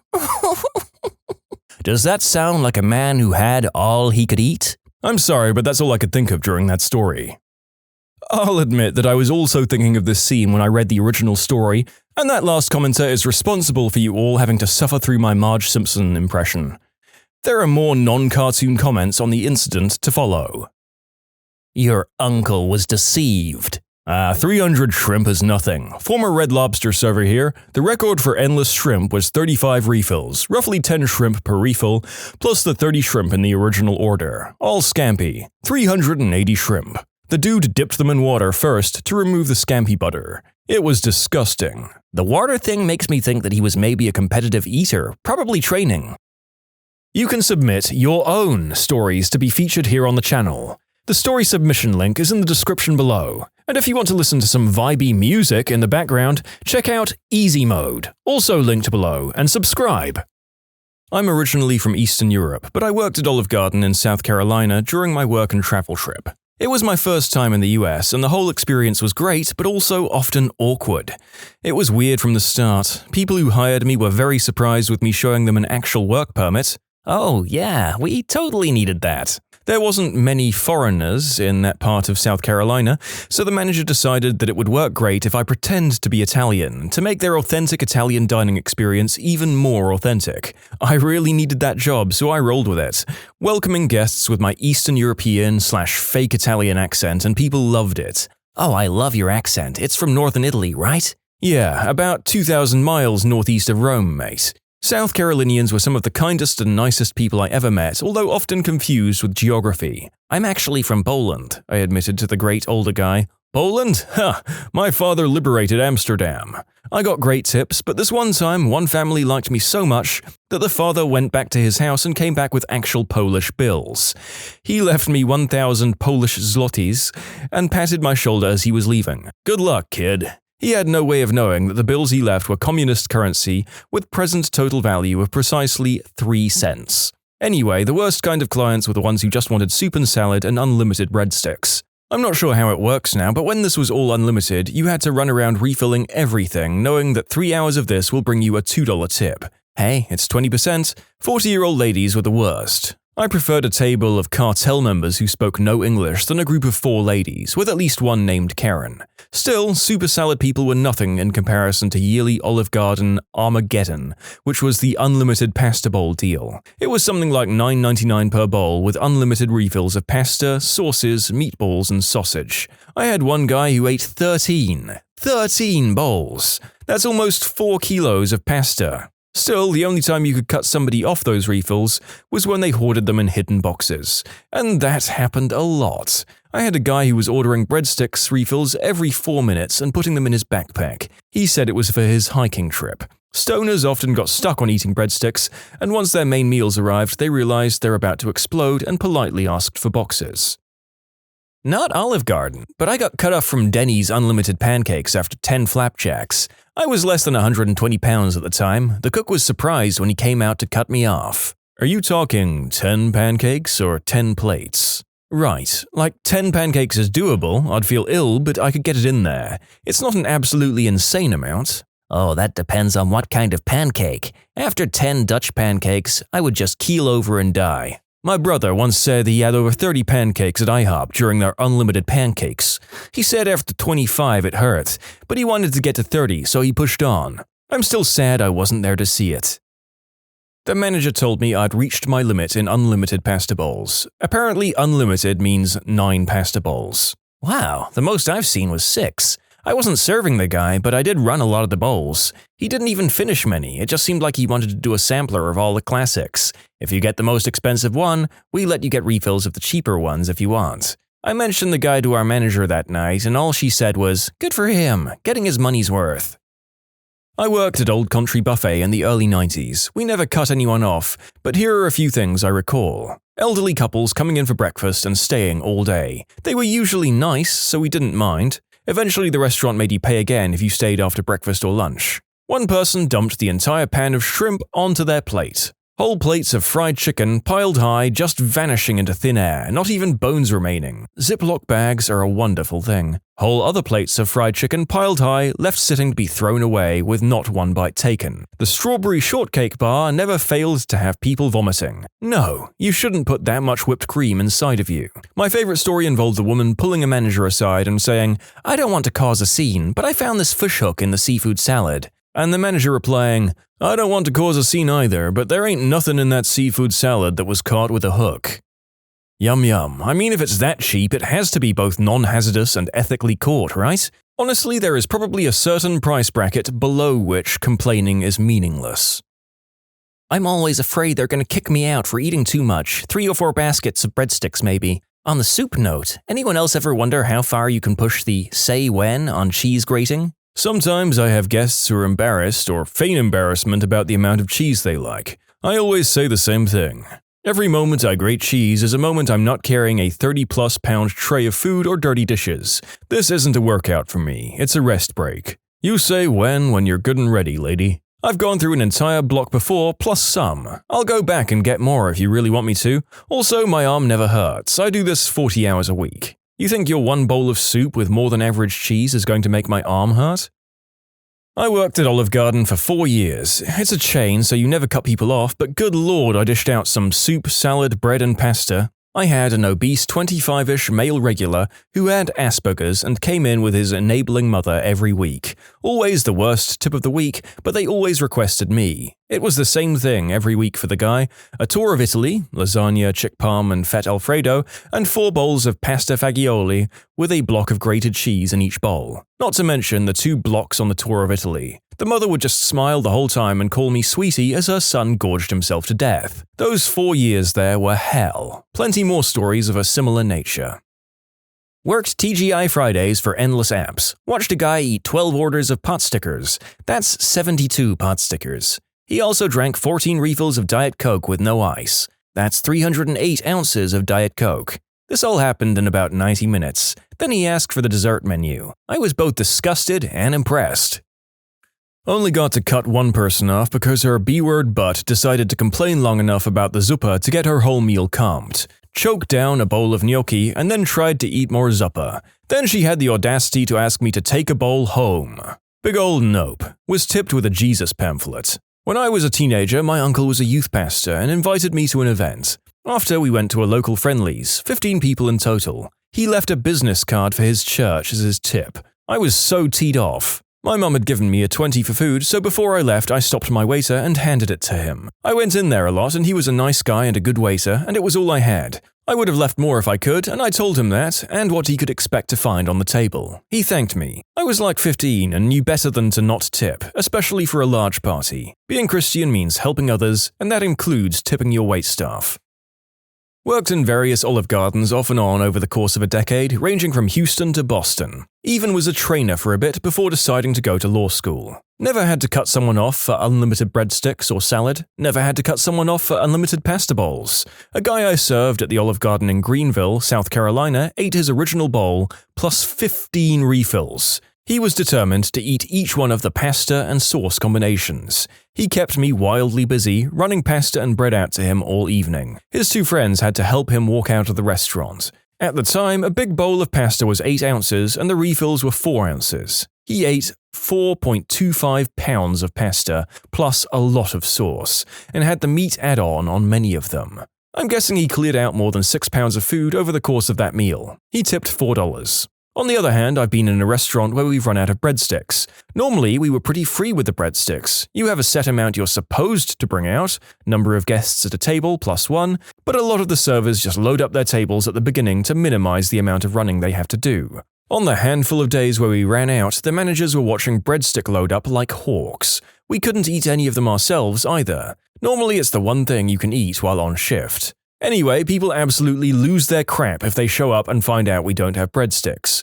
The hosts were warning everyone who came through the door, and people were still mad. Folks would yell at them, then leave. The few who stayed were nice, but kept talking about how it didn't feel like an Olive Garden meal without the breadsticks. The worst were the tables that were already seated when we ran out. I had one who kept asking me why I was being so stingy, and when I explained why I'd only bought out enough for each person instead of a huge load-up, like she'd asked for, she screamed for the manager. The manager explained that she had, in fact, gotten the last basket of breadsticks in the restaurant. The lady looked apoplectic. How the frick does an Olive Garden run out of breadsticks? Honestly, I feel you, lady, but it was 2 days after Mother's Day and the truck was due in 3 hours. The manager's orders had fallen short by less than 0.5%. This lady demanded that everything be comped. While my managers were normally the kind who would do this immediately, this one refused. Either way, I got $0 on that table, and most of the other tables were similarly cranky and low tipping. Yeah, that's an everybody loses hospitality situation if I've ever heard one. Also, I've said this before in another restaurant stories video, but screw working Mother's Day. Not worth it. When we were in high school, a bunch of friends went to an all-you-can-eat Chinese buffet. After gorging on many plates, one of my friends who was legendary for his eating prowess went for dessert. He took a whole banana cream pie. A manager came over and berated him for being wasteful. There were some vague threats of making him pay extra if he didn't finish the pie. The friend proceeded to eat the whole pie. The manager told him to never come back. My mum got kicked out of an all-you-can-eat sushi place once. She was pretty mad. The manager somehow didn't think a small Filipino from Hawaii could eat that much. He's obviously never met anyone remotely Filipino. This would be a fun prank to play on an Olive Garden if you were triplets. Just sneak in one at a time and keep ordering a crap ton of salad and breadsticks. The guy just put away baskets and baskets. I don't understand.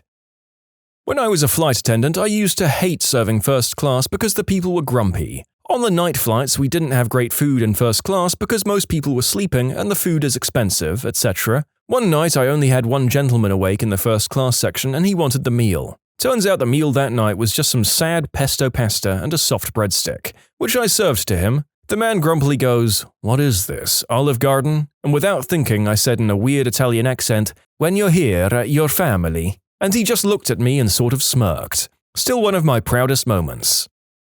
Sort of related, this customer came in and asked my coworker, who was new at the time, if they could have a box of chocolates, like the 15-pound box that we get off the truck. I was in the kitchen and saw her walking out with the box. I asked her what she was doing and she said she was giving the customer what they asked for. I quickly took that box and told them both no. It's crazy what some people have the nerve to ask for.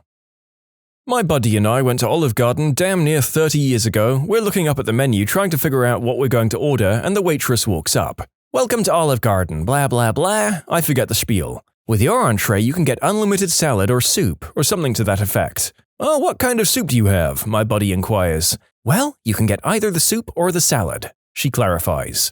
"I understand, but what kind of soup do you have?" he asks again. "Entries come with either soup or salad," she asserts a little testily. My buddy kind of glances over at me like, am I having a stroke? I look up at the waitress and confidently ask, "Okay, so what kind of soup do you have?" "You can get minestrone or our daily special is the potato cream soup." "I'll just have the salad, thanks," I say as my buddy facepalms and starts giggling. Even 30 years later, anytime I see him, I always ask, "What kind of soup do you have?" What did you think you were into in the bedroom until you tried it? Going down on a guy. I've practiced with toys and can do it like a champ on my own, but as soon as he starts vigorously face-fricking me, like I always thought I'd like, it's like 3 thrusts and my gag reflex goes, nope, nope, nope. Doing the deed in front of a bunch of people. My ex and I were with two friends at a bar, and it was almost last call. I wasn't ready to call it a night, and being drunk, I jokingly threw out the idea of going to this swingers club that I'd heard of. My girlfriend and her friends were surprisingly into the idea. So we go to this club, and I thought it would be a lot of couples. Ended up being about 60 dudes, 2 or 3 girls, and my girlfriend and her friends, and myself. The club was actually pretty freaking cool. My girlfriend and I went in a private room and went at it, then we went to a room with a ton of windows. Literally every person in the club watched my girlfriend and I go at it, along with her friends just sitting and watching. I thought it was weird as frick and kind of gross, but my girlfriend and her friends were really into it and she always asked to go back. Pretty much anything that I've seen in the special interests section of the adult flick store. I realized that I'm actually a pretty vanilla guy who just really enjoys watching weird crap once in a while. I thought I had a thing for whips. I enjoyed a whipping without a safe word and I regretted it right away. Never do anything like that without a safe word. Also, if you're trying to come up with one, what my wife and I use is a reference to a meme that we can't think about without laughing. 10 out of 10, ends things pretty well without being a total bummer. Kind of like this, I think I'm not into extreme spontaneous fun or doing the deed while asleep. My girlfriend woke me in the middle of the night because she wanted to do the deed. I had to work overtime the whole week, it was a Wednesday and all I wanted was going back to dreamland. I said yes and she climbed on top of me. I fell asleep while doing it, but seemed to have stayed hard. The next morning the whole bed was a mess, including her and me, and she slept like a stone. We had bruises and were covered in sticky stuff. I felt like Jim Carrey in Me, Myself and Irene. Completely dehydrated and everything hurt. I have no memory of anything that happened. Later that day my girlfriend was the happiest and kindest person in the whole world and smiled the whole week. I wish I knew what happened that night. And no, it wasn't the unspeakable act. She had my blessing to proceed in general. When I asked her, she said she used me to feel free and powerful and then she smiled. She jokes that I'm better in my sleep than her 2 exes were awake. So, no details. That is one of the strangest and most unique ones that I've read so far, and I have so many questions. Too bad that it doesn't actually sound like fun for the guy. Getting choked out. I'm a guy. I somehow thought that busting a nut while on the verge of passing out would lead to a military-grade explosion. My girlfriend was skeptical but humored me. Long story short, getting choked out ain't it, chief. I always thought I'd enjoy guys being more dominant and forceful until when I was in my teens I was sitting in an overgrown riverbank, facing forward with my boyfriend sitting behind me, his legs either side of mine. Suddenly he decided to choke me from behind without asking, and when I freaked his excuse was that he wanted to test if I was into that kind of thing. If that hadn't happened I might have enjoyed it in a consensual manner, but that one experience was so terrifying I'd never be down for trying it again under any circumstances. I thought that I was into girls that scratched and bit you. I mean, I'm still into girls that bite, but I was dating a girl in high school and she was big into scratching. I really should have seen the signs that she wasn't going to be gentle. She was just this tiny, cute girl. I was a half-foot taller, bigger, and tough. No way she could hurt me, right?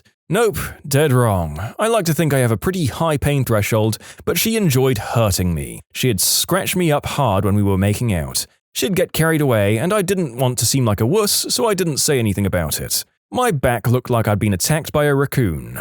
I got carried away once. I knew I was scratching him, but nothing serious. Or so I thought. When we were finished, he sat at the edge of the bed, and I saw his back. Dear Lord, it was completely scratched and red. How did I even reach all those spots? I was surprised and blurted out, "Oh God, your back!" But he just shrugged and said, "Yeah, I figured." Pegging. I thought I was super into it, and my ex loved it when I played with his butt anyway. Just grabbing it, nothing inside, so he bought me what we'll call a frontal attachment. Well, I wanted to warm him up first so I didn't tear his butt apart, but the second I spread his cheeks, I got a whiff of his butt and almost spewed all over him. Doing the deed in the shower. I slipped and made us both fall. The water washes out the lubricant fluids too, isn't that nice? I'd love to see the opposite quote. What didn't you think you were into until you tried it? Female here, riding my male partner like a real champ. It felt amazing, I was feeling a little extra hot and I told him to slap me across the face. He did, and I instantly burst into tears. I had a girl kind of start going down on me, then she bit the side of my stomach, hard, like she was going to try and taste my liver. Shriveled up like a sack of dimes and shoved her off. Trying this kind of thing without discussion is bad practice, but pain is especially bad. Swinging and cucking. Trying to give some guy's wife the dipstick while he watches in the corner feeding the geese is a lot more stress-inducing than pleasurable. Feeding the geese? How have I never heard this one before? I would like to thank Urban Dictionary for helping me understand 80% of these posts. Having a girl grind on me. My member doesn't bend that many angles very comfortably, thank you. Standing and carrying the person while doing the deed. I could do it and I'm in pretty good shape, but I wouldn't exactly say it was enjoyable for either of us. I still want to try Amazon, but I think I'd rather just have cowgirl. I haven't seen open relationships posted yet, but that was a humbling experience. My ex and I decided to explore a bit and set up some profiles on Plenty of Fish and FetLife. I figured since we were both looking for hookup partners, we'd match and find a couple that would be compatible. Fricking nope. Like 3 minutes after our profiles went up, there was an eggplant explosion in her email inbox. It was like watching Niagara Falls, just with non-stop wang pictures. I'm not gay, but some of those dudes were chiseled and cute as frick. Like even I knew I was outclassed. I had like 2 messages and none turned into anything. We broke up shortly afterwards, compatibility being an issue. Being tied up. I like it when my partner is tied, but I can't be. Just not as much of a turn-on as I thought it would be. For some reason, foot stimulation always seemed hot, but in all my experiences none of them were good, and the risk of accidentally being kicked in the balls stressed me out. I thought I had a foot thing until I actually tried playing with my girlfriend's feet. Turns out I just like how pretty feet look, from a distance. This is how I feel about people in general. Same. I'm gay, but I really appreciate female beauty. That's why I was sure I was bisexual until I was doing the deed with this beautiful girl, thinking about guys trying to finish. Gotta appreciate your dedication to the job that you had already begun there, mate. One time, years ago, I was doing the deed with a friend and he was close to finishing and he asked if he could call me mummy. The guy was full on inside of me. I wasn't going to say no even though I wasn't into it, so I played along to get the job done. In the 5 years since then, it has been this nagging thought in the back of my head that I want someone to call me mummy. I'm so embarrassed by it that I've never even brought it up, even though we do plenty of new, interesting stuff and it would totally be okay to ask. Earlier this year, I finally told my partner and went immediately bright red. He was into it and played along with enthusiasm, and I gotta tell you, I'm still not into it. I think it just got stuck in my head because it was so naughty and taboo, but in real life, it's just not hot. Since then, I've shoved the cat back into the bag and we've sworn never to discuss it again. I still have that little voice in my head saying to be a good boy and finish in mummy's hoo-ha, but now I just ignore it. Burning. I had an ex who was really into burning with candle wax. Not the massage candles, legit candle wax. Made a huge mess and burned a lot. I was fine with this and even had a lot of fun. The problem was, she was a sadomasochist who loved causing pain. I'm okay with this, but it led to one time where she poured candle wax over me while I was tied up. I have chest hair. This was all well and good at the time, and I didn't even mind that my hair would have to be ripped out later. In her excitement, she also decided it would be appropriate to put a freshly snuffed match against my frenulum. I would avoid this, and I do not recommend it. Since then, I'm not enticed or aroused by candle wax anymore. Wait, frenulum as in on your pee-pee? Yes, the little fleshy bridge that connects the underside of the head to the shaft. Jesus fricking Christ. What in the crispy Kentucky Fried Frick? Ice cream. She got me nice and hard and then laid out scoops of ice cream around my tower of power. Froze my eggplant and then started melting down my butt crack, and pretty soon my butt was sticky. She tried her best to lick everything up, but that didn't make things any better. Worse was that it got on the bed sheets and we had to clean everything, which took up all of our day. Nobody got to finish that day. Hell, I'm here looking for new ideas. I thought I'd be into dominating type play. I liked the idea of being called names like whore or B-word until my husband called me that, consensually, and I cried. One time my husband was talking nasty to me while we did the deed and he called me a whore and I instantly burst into tears. Haha. I love being called the normal nasty stuff, like a dirty girl and a whore, but once my ex called me a pig and that's when I learned my limit. You can submit your own stories to be featured here on the channel. The story submission link is in the description below. And if you want to listen to some vibey music in the background, check out easymode, also linked below, and subscribe. Being slapped and called names and choked. I guess roughly doing the deed in general. I did it with this one guy who was super into it and he would choke me way too hard and slap me across the face. Kept calling me a fricking B-word and that I was nothing more than a whore and a dirty girl. He also spat on me during the deed. I realized that I wasn't into it at all and I cut things off. With my current partner though, he likes to choke me but he doesn't apply pressure, just wraps his hands around my neck and he says things like, "You like that, you dirty girl." And if I'm in the right mood, he only does it if I give him the go-ahead. I do quite enjoy it. P. I found a guy who was into it and I spent years fantasizing about it. Spent about a month fricking around with him and involving P in various ways. Turns out, it's just messy. I didn't dislike it, but I have no interest in doing it again. I still watch it in adult flicks though. Previous time this question was asked, some guy said he loved the idea of being crapped on. He found a lady of the night who offered the service, booked a session, and they got down to it. He said that as soon as she started crapping on him, he realized he really didn't like being crapped on. I'll bite and comment.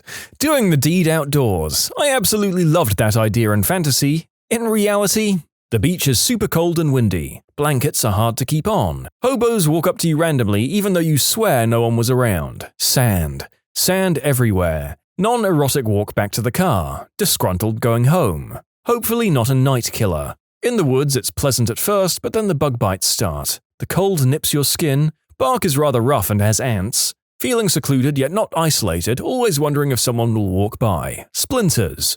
Rocks that are pointy jabbing into random parts of your body trying to do positions. Wild animals around. Other than that, the other that I'd say is melon clamps. I thought they were more exciting than the painful they turned out to be. Kind of basic, but the daddy or little girl thing. I love being dominated, but my gosh, it felt so degrading and not in a good way. And creepy, acting like a ditzy child who needs approval to do everything. Not to insult anybody who's into it, but yeah, I realized it wasn't for me after all. I was super into the idea of whacking it while wearing a skirt, and when my girlfriend found out, she was kind of into the idea of me doing the deed with her while I wore a skirt because she was bisexual. Her words, not my assumption, but it didn't really work for either of us. Then again, I think we might not have been compatible or just inexperienced, because I also thought I didn't like girls going down on me until my next girlfriend did, and it was a revelation. Gangbang. Definitely not working out in my favor. Agreed. I didn't actively dislike it, but 4 dudes whacking the goose while watching you do the deed is a little strange. I was mostly shocked by the lightheartedness and jovial atmosphere. Do you want to turn in her butt? Oh, sure, thanks, man. Absolutely, let me get out of the way. When the whole thing was wrapping up, the chick was on her knees with everything getting ready to splooge into her face, and one guy almost blew it on my shoe, and I said something to the effect of, "Hey, watch the shoes, man," to which everyone, her included, started cracking up, just to further illustrate the jovial atmosphere. Well, after reading that, I can confirm what I already knew, that I have no desire to try it out. Also, the less of my friends' eggplants I see in my life, the better. Doing the deed with someone who was cheating on her boyfriend. We were friends with benefits before, but then she got a boyfriend. A few weeks later, she still contacted me. Going at her place, I thought it was hot, but then all I kept thinking about was him and how he was probably in love with her, and how crushed his heart would be if he knew. There's nothing fun or phantasmagorical about that, I thought. I had a panic attack, left, cut contact with her, and now I just feel dirty. Every bit deserved, though. Pegging and milking. It was fricking exhausting. I felt like, why haven't you splooged already? I'm bored. After an hour of licking, positions, thrusting, titillating, the taint, Crisco, blah blah blah, I felt blessed as a woman and I had a new respect for the endurance people had to get me off. Pee. Even if you're cool with it during the act, the second you get off you realize you're just covered in pee. And if you're like me, you try it again just to be sure and you want to bang your head into a wall because you can never be unpeed on. I don't know if it's the same per se because it's kind of mainstream, but 3-ways just aren't as fun as I thought. The pressure to make sure everyone was having a blast kind of ruined it for me. Don't want anybody to feel left out, you know? Doing the deed outdoors. I got a 2-inch splinter of wood shoved right up my butt. In the cheek, that is. Can confirm, ended up with half my leg covered in poison ivy. And no, dumb 17-year-old me didn't see any poison ivy around before the deed. Being called daddy. The first time doing the deed with this girl I met in the bar, she goes right into, "F me, daddy." I always thought it would be hot to hear, but nope. Instant eggplant kill. My mind immediately went to, oh crap, she might have some serious issues. Turns out I was right too. I thought I'd be into choking. I already liked to be lightly spanked and act like a bratty sub. I think it's funny to be annoying, so I just thought it would be a natural step in my kinks. Didn't like it one bit. Nothing bad really happened, no freak accident, just got turned off real quick. I once hooked up with a girl who said she liked to be choked. I was kind of a mild guy, but I was like, okay, if that's your thing. The moment I saw her eyes as I was grasping her neck, I thought, holy crap, she really likes that. And that turned me on like frick. Also, it's nice to be lightly choked when being treated yourself. See, on the one hand, it kind of upsets me because I really thought I'd like it because of what you described, and that sounds awesome. But alas, it just does nothing for me. Woman here, doing the deed while asleep. I'd go pantyless when sleeping out of comfort, but I also gave my boyfriend the go-ahead to frick me if he wanted. Didn't bother with foreplay, just his eggplant. I wasn't prepped and it didn't feel great. Another partner kissed my hotspot when he wanted it in the morning, whilst I was asleep, and it made a difference. Having a willing, of course, shall we say servant. I thought it would be hot as heck to have an undressed girl in the apartment following my every command. In the end though, it just felt awful. Instead of, suck my freaking member, B-word, it was, suck my member now, if you want to. Please? Easy, milk or pain stuff. I went through a bad breakup, went to pick myself up via sleeping around. Slept with a recently ex-pregnant girl who was into pain and leather and other stuff. That crap hurt and I was uncomfortable, and don't get me started on the milk, disgusting, and it got all over. Had a long cry after that one, I still gag when I think about it. I thought I was bi until I sucked a member and now I'm gay. Anime body pillow doesn't feel real enough. Who would have thought that?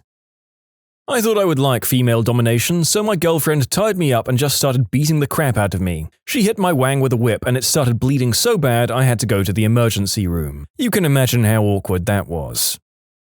Not sure if this qualifies as a kink, but like many people I thought that bigger was better in the eggplant department. Then I slept with a few people who had big ones. 1. Ow. 2. Fricking ow. No thanks, not into it. Now I'm with a guy who fits me perfectly, in a physical sense, although we're compatible in other ways too, and doing the deed with them is the best. Not too big, not too small, just right. 15 years of marriage and I tell my silly husband he too has the perfect eggplant, and he still denies the compliment. Average-sized eggplant is the best eggplant. Period. I really thought I was into having someone pee on my face. Unfortunately, the angle was wrong and it went up my nose. Burned like heck and tasted awful. I'm really not into that anymore. Does anyone else here have an incredibly boring bedroom life and is just reading and listening to the responses for fun? I've had several times I'm so turned on I want to splooge and eat my own splooge. But once I actually get off, that desire disappears instantly. Once I tried it out of curiosity and a simple lick was enough to verify that it's not for me. I was in my early 20s and I thought I was into some more advanced stuff. I took to the internet and found a D couple through AFF who wanted a third, who was also a dom. I was feeling adventurous, so I agreed to play. I'd only had some vanilla stuff before, so what started happening was blowing my innocent mind. First off, this was a very attractive couple. The wife was hot. She started by laying across my lap with her butt in the air. I was whacking her butt. I'd never done this before. I just had no idea what I was doing. Then he put a leash on her and she's crawling to the back room on hands and knees. We get there and she crawls up onto the bench thing and he restrains her at the wrists and ankles. He brings out some floggers and he's showing me how to flog his wife. This is all super crazy and intense. He ends up aggressively doing it with her with my eggplant in her mouth. I'm 10-ply down there because I'm so nervous. He ends up finishing on their bed. It was a little awkward, but all in all an eye-opening experience. Turns out I enjoy some ropes and a little bit of rough play, but I'm not much of an aggressive dom. I had a massive public but discreet thing as a teenager. My first real girlfriend and I couldn't really get alone time to do the deed because her mum was homophobic and hated that I was making her daughter gay or whatever. So it kind of worked out that we had to do the deed in public places. We went on a date to the mall together and she tried to get me to go down on her in the family bathroom. I was too anxious and people kept knocking really hard on the door. When we came out, there was like a line of people going around the corner. Didn't realize it was fricking Black Friday. We pretended like I was sick and had been throwing up in there. I was 16 and my anxiety disorder was much more intense, so it wasn't far from the truth. But gosh darn, never again. An entire crowd of judgmental, teed-off people staring at you will kill a kink for good. What's the scariest glitch in the matrix you've experienced? So I was in a friend's apartment with a bunch of people just hanging out. Eventually, I ended up on the floor sitting due to a lack of seats. Then it hit me. That feeling of déjà vu. You know, where you lose your entire train of thought and try to make sense of what's going on? After a couple of seconds, it hits again, except I remember experiencing deja vu. At this point, I stand up and start walking around frantically. I reach one of the doorways, and there I remember a specific person came up and asked if I was okay, and I shrugged the whole thing off. A couple of seconds later, that person came up again and said the same thing, word for word, and I freaked out even more. In conclusion, I think I had a stroke. Went to sleep at 10 p.m, woke up at 9 p.m. on the same day. I still don't understand. You were asleep on an airplane traveling west. Maybe the clock was wrong, or daylight saving time confused you and you didn't sleep for more than a few minutes. I was at a camp in the deep, deep wilderness. Nearest cell service was 40 miles away. Only me and my wife. She was in the cabin. I walked out to the porch and down the stairs at night. I heard someone call my name in the direction I was walking. I turned right around and noped back into the cabin without missing a step. Obligatory Goatman reference. I woke up with 3 shirts on and 5 pairs of underwear. I was like 8 and thought the boogie monster did it. Scarred me for life. I was completely convinced that my family had told me that my uncle died. I even bummed out about it and talked to people about it at work. Then 2 weeks later, my sister brought him up and I said, "Wait, he's dead, what are you talking about?" And realized that my brain had just fabricated all of the memories. Or I'd had a dream so realistic I'd assimilated it as real memories. Very spooky. Yup, in stressy times, I'm particularly prone to really vivid dreams about unpleasant life events, both remembered from the past and imagined. In some cases, I haven't realized these events weren't current or real for a day or so. Moments before a bomb exploded behind my tank, I distinctly heard my TC, or tank commander, tell me to speed up, motherfricker. I accelerated and he began yelling at me, "Did I tell you to go faster, you dumb Boom! No one else heard him tell me to accelerate except for me. To be fair, this was late at night in 100-degree heat in a reclined position. I could have been driving in my sleep.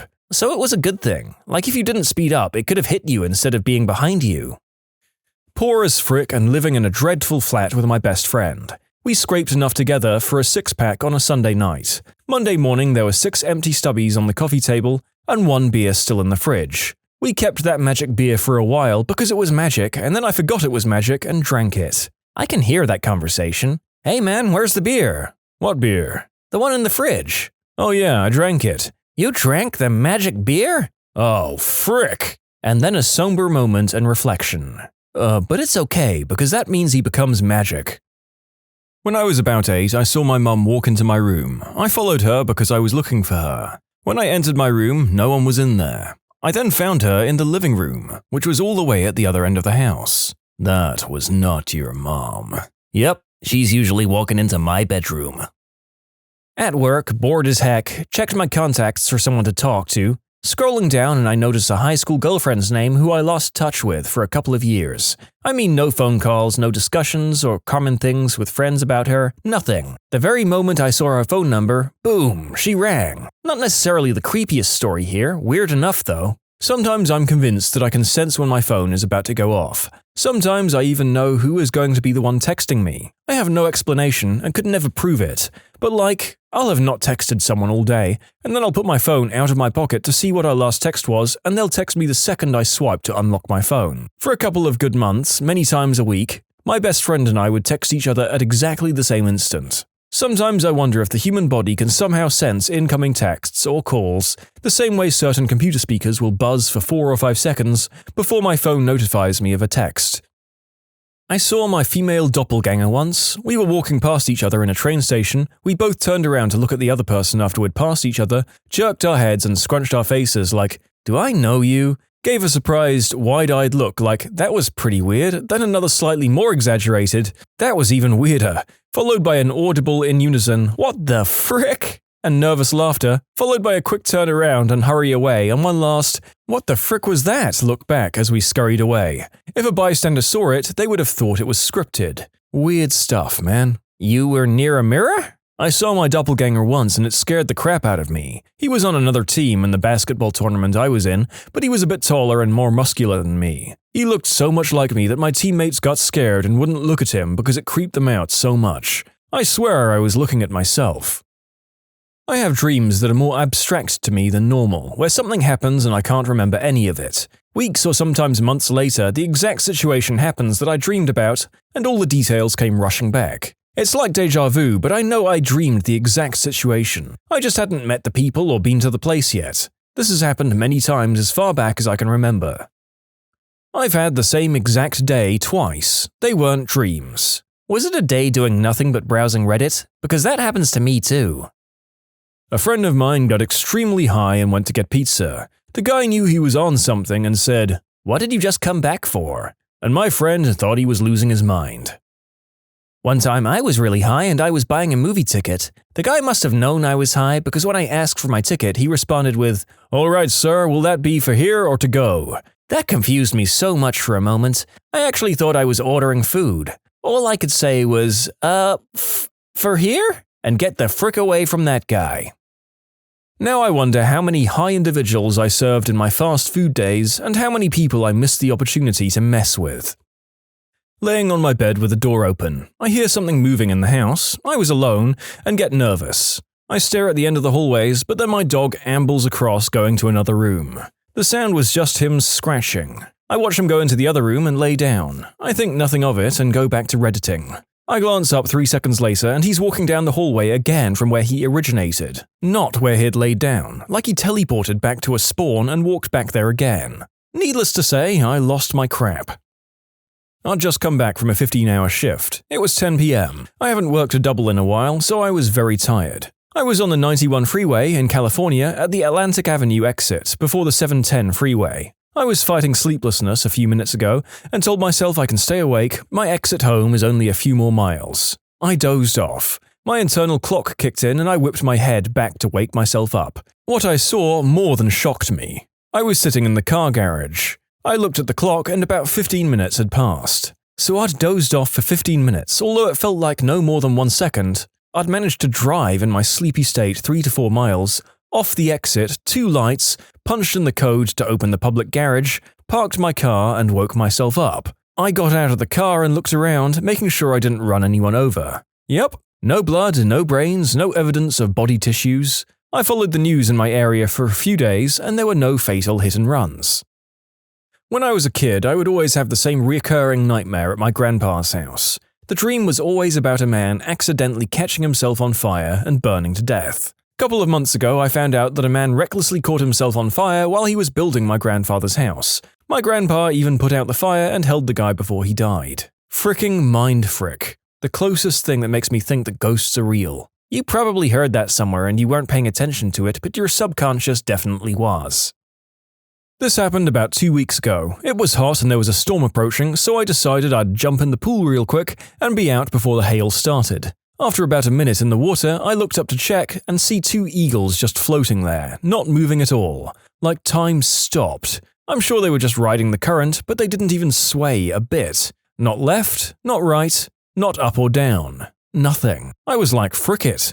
I dived underwater for a while, and when I came back up, they were in another part of the sky, again not moving. They're catching updrafts before the storm due to the gust front. When a storm comes in, birds like to ride the updrafts because they don't use much of their own energy, but they're able to get high as frick. In Missouri, there's a lot of Native American folklore surrounding thunderbirds, which precede thunderstorms and bring rain, and are a symbol of fertility. Nah, those are just the NSA's freedom drones.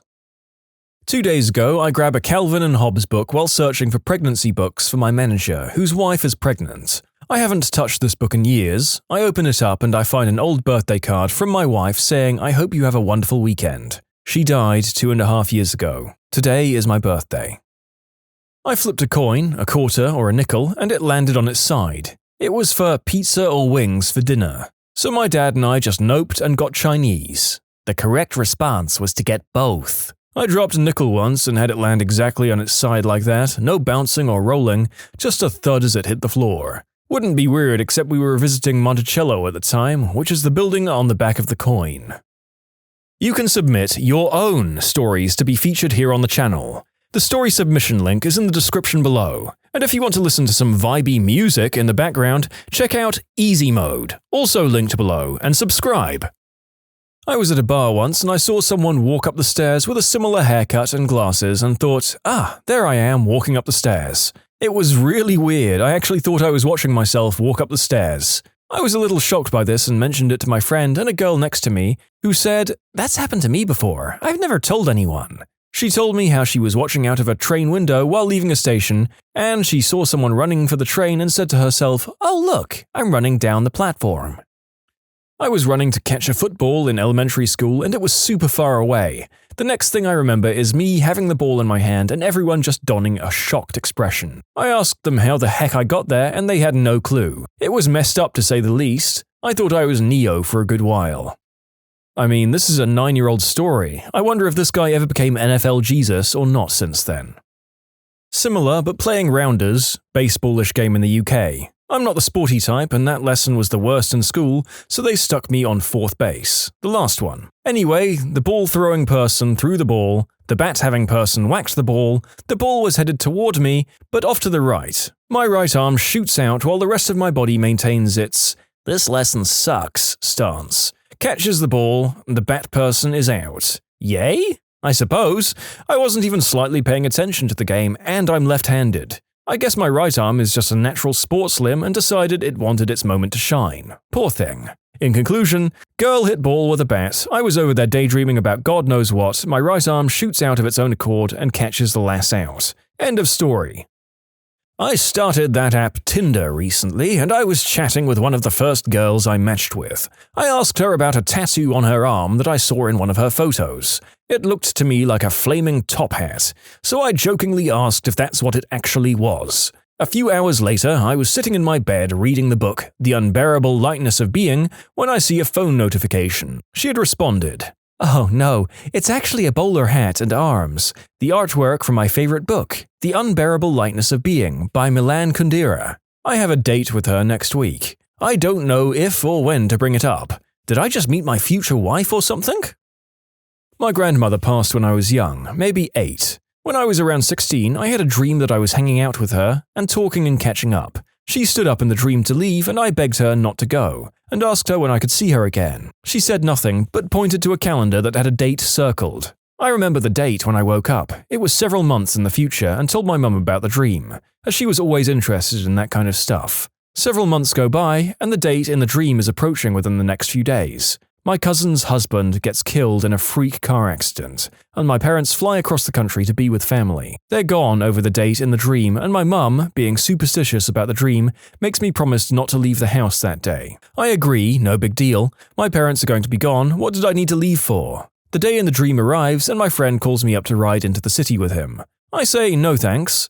Later that night, I get a call from him that he was in a bad car accident and his car's totaled. Passenger side all smashed to heck. If I'd been with him. Really weird one. My brother was really sick with a brain tumor and was dying. He had basically been a vegetable for a while and then one day he woke up and was fine. Anyway, he was acting really strange. It was very strange, but I remember him just sitting up like a robot, walking to the bathroom and closing the door. My mum and I were super scared and weirded out by this, so we checked on him and he yelled, "Hey, what is this, a sideshow?" in a really gruff New Yorker accent. The rest of the day was really surreal, and he wasn't him. Then he went back to his vegetative state and died a while later. Anyway, years later I saw a cartoon where someone walks into a bathroom and a fly is on the toilet, and in a gruff New York accent the guy shouts, "What is this, a sideshow?" So creepy. Oh, and I found the cartoon. It was Rocco's Modern Life. I never dreamed about my grandma for some reason. She just wasn't part of my nightly cast. Ever. But one night a few years ago, I had this dream that my family, including her, came to visit me at my college. In my dream, my university was in the middle of Disneyland. I've had recurring dreams about depressing theme parks since I was little, and in the middle of my university was a hospital. While I was showing my family around, we neared the hospital. Suddenly, all we could see were maimed, burned, and dismembered bodies lying around screaming for help and bleeding to death, like some graphic war movie. It was terrifying, and suddenly my grandma had a heart attack from the sheer horror of it all. She was immediately admitted to the hospital ahead of the dismembered people for some reason, and soon after, died. I woke up physically shaken and unnerved. 2 hours later, I got a call from my mum saying that my grandma was admitted to hospital due to a heart condition. She died 3 days later, never having recovered. I wasn't the same for weeks, and this wasn't the only time this has happened. This probably won't be believed, not because it's super fantastic or anything, but it was an interesting occurrence for me. I just finished my last class of the day at university, and I went to grab a sandwich from a sandwich shop. While in line, I had a strange feeling, and basically a voice in my head saying, "Buy a second sandwich, buy a second sandwich." I had this odd feeling I was going to need this second sandwich. I felt really strange about it, but for some reason I decided to follow my instincts and buy it. So I ate one of the 2 sandwiches I'd purchased, then I exited the building. It was a sandwich shop inside of a large building of classrooms on campus, so I could walk to my car. As I'm walking along the street to the parking garage, I have to pass a bus stop.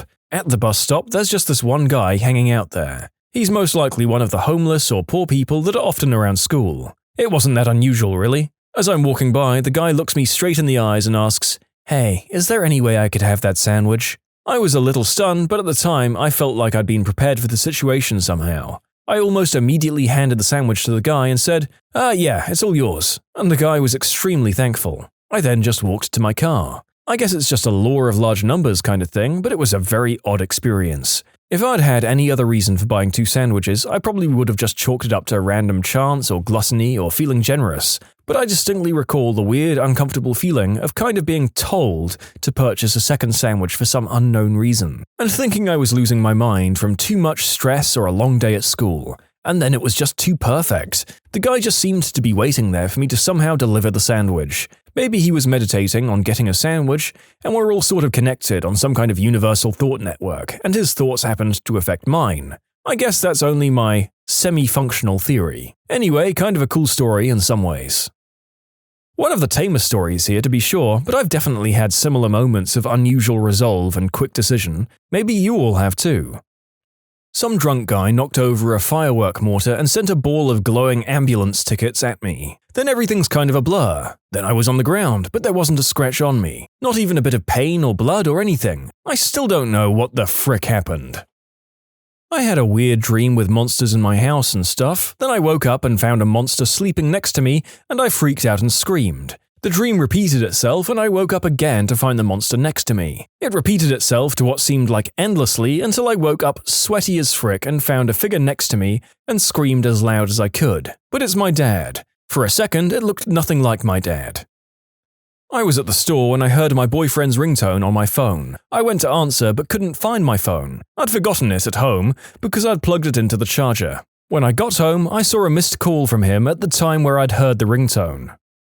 Me and my cousins went night fishing on the coast once. During the night, all of the fish get more active and supposedly come closer to the surface because there aren't birds snatching them up, so it's ideal for casting a rod into the waves. Anyway, I'd been on the rods from 6 to 8 p.m. and I was cold and tired, so I switched over with a cousin and tucked myself into the blanket and beach chair thing that we'd bought. It was getting to be dusk now, and I looked out along the beach, and about 300 meters up, I see a lump that looks to be moving its way up from the ocean and along the beach. I pointed out to my cousin, who also noticed it, but it's dark now and very cold, so we couldn't really be bothered investigating. I keep looking back every 10 minutes or so because it's the only thing that's interesting when you're waiting for a fish to hook itself. And sure enough, it is further up the beach each time, slowly crawling. I can see small limbs fluttering and trying to shift its large body forward, and so I assume this is a sea turtle heading into shore to lay eggs.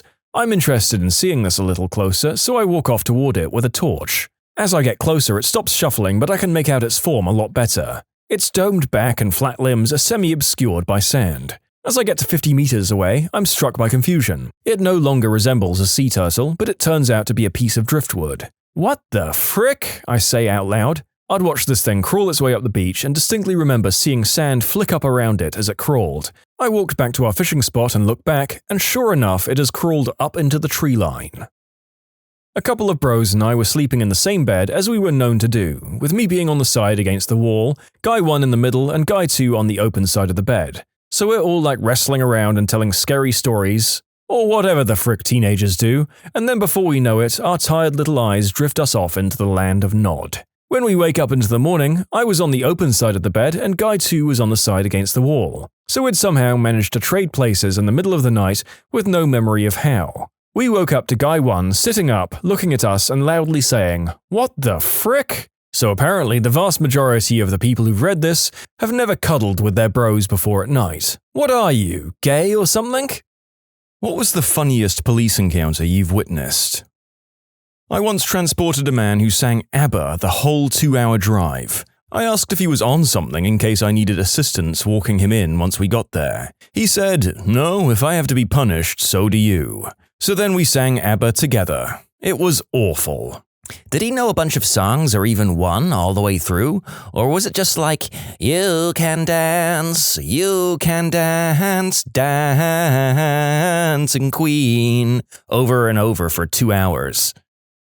One that my dad liked to tell. He was behind a car at a traffic light and noticed that the driver seemed very nervous and kept glancing in the rearview mirror. It was a long light, so he had time to run the plate to check for any abnormalities. Sure enough, the driver had reason to be nervous, as he had stolen a shiny new sports car, and the marked police car behind him seemed to have figured this out. For whatever reason, Dad ended up in a lot of car chases in the 33 years as a cop, and started carrying a helmet to keep from getting banged up as much. When the car came back stolen, he reached over, grabbed his helmet, put it on, and tightened the chin strap. Expecting the guy was now going to run as the lights turned green, he caught the driver looking back at his now crash-helmeted self and gave a huge grin indicating he was ready for an epic car chase. As soon as the lights turned green, the driver went through the light and pulled over before Dad even turned on the lights and siren. When Dad got to the window and asked him why he'd pulled over, the driver said, "Sir, this car isn't mine, and honestly, I was gonna make a run for it, but then I saw you put a helmet on and I knew you meant business." Running a clearly intoxicated woman through SFSTs, or standardized field sobriety testing, I'm trying to check her eyes, which calls for her to keep her head completely still and follow my finger with her eyes only. Every time I move my finger to the side, she just keeps looking at my face. I remind her several times to follow my finger and eventually ask her if she plans on trying at all. She gently touches my cheek and in her slurred, drunken speech says, "How am I supposed to concentrate when you're so fricking handsome?" I was flattered. She later spewed on me at the jail. Ah, boozy and very flattering older ladies. I don't always miss working at bars with people like that, and I'm sure that any number of them could have ended up in a situation like this. The best one I ever had, I remember it was about 10 or 11 at night, not too early but late enough that it was easy to catch speeders on the highway, doing 30 or 40 over the limit. The speed limit was 90 km per hour, and this vehicle is off in the distance, and I clock him at a zoomy 70 km per hour. I think to myself that the only reason the vehicle is driving slow is due to impairment. I'm figuring an easy impaired charge. After pulling the vehicle over, I approach the driver, shine my light in, and see a very elderly gentleman. He looks at me and said something along the lines of, "Why did you pull me over? I know I wasn't speeding." I told him that I agreed with him, and after getting his license and vehicle registration, I told him I'd pulled him over for going so slowly, and that I worried he was impaired. There were no visible indications or odor of impairment. He let out a big smile and said he hasn't had a drink in over 40 years. Upon asking him why he was driving so slowly, when with very little traffic on the road most vehicles speed, his response was this: "Son, it was my monthly model train meetup tonight, and it's the one night my wife lets me go out by myself. When you've been married over 50 years, you appreciate the silence and private times. I'm in no rush to get back home." For our American readers, 90 km per hour is approximately 150,000 furlongs per fortnight. Wow, he probably averaged 40 rods to the hogshead at those speeds. Damn, that's a breezy 550 half-clops per daisy willow. Almost every time I've ever been pulled over, the cop takes my license and after calling it in, comes back with it and asks me to get out of the car. I get out, stand up, and they say, "Holy crap, I thought 218 centimeters was a typo." Then after some laughing and chatting, they let me go on my way. A couple of times they've even taken my photo selfie style. It's kinda funny and only the crustiest of the new recruits ends up writing me a ticket. I remember my friend and I were behind these factories that were near his childhood house. We always wanted to go back there and just look around. As we were down there, a cop car rolls up on us and I immediately thought we were going to get in trouble for trespassing. The cop asks my friend what we're doing here and then points to the sign where it said, "No trespassing." I was shocked by my friend's response. He begins to speak Spanish to the cop, telling him we were abiding by the law. He tells the cop in fake broken English, "We no trespassing. We only two people. Sign says no trespassing." I literally had to hold in laughter, but the cop burst out laughing and told us to go home. There's a homeless guy in my city who has a few mental issues. He's typically easy to deal with, so we normally leave him alone. But every now and again he'll do something that warrants an arrest or a trip to the hospital for a mental health evaluation, and when he realizes that he's about to be arrested, the very first thing he does is take off his clothes. This guy is about 5'2" and has absolutely the largest wang that any of us have ever seen. He'll then run into the street and dance with his giant dong flapping all over the place while we try to take him into custody. He will even occasionally drop a dookie during the process. Most of us officers who have some time will do anything to avoid him, or send the rookies to do the duty work. Ah, meat spinning the first-timers, I see. Good work, Corporal. You know what they say, crap flows downhill. My neighbor is a cop, and he just told me the story of how he pulled over a lady and her little 3-year-old kid, who looked very frightened of him pulling over his mum. Before he could say anything, she said, "Oh, honey, don't worry. Police officers are our friends. This nice man is supposed to make sure we all follow the rules." Got the lady for 13 over in a pretty empty street, ran her information and was going to give her a ticket, since it was 13 over in a 35. The kid said, "All right," when he started walking to his car. "Wait, I'm having a birthday tomorrow. You don't have to bring anything. I just want all my friends there." Too cute to ticket, and the mum said he could come by. Little man's getting a cool Lego set too. This sounds like the premise of a really adorable family movie. Cop comes to party and falls in love with single mom. Adorable child is what brought them together. I also want to make clear that policing is not an effective way to prevent or reduce crime. Abolition is possible. I wouldn't watch this movie unless it engaged with the cop leaving his job. Not me, but my brother. He was driving our family's 1980s minivan home and was flying down a hill. The cop nabbed him at the bottom and asked him if he knew how fast he was going. The only response he had was, "Well, honestly, officer, the speedometer tops out at 85, so I really have no idea." The officer cracked up, but still gave him a ticket.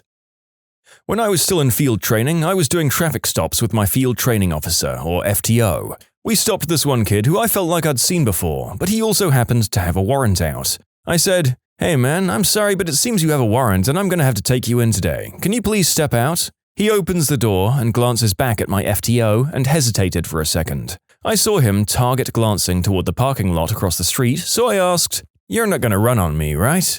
And he said, "No ma'am, not from you. I've seen you at the gym." "But you'd run from my sergeant?" "Oh yeah, I've seen him at McDonald's."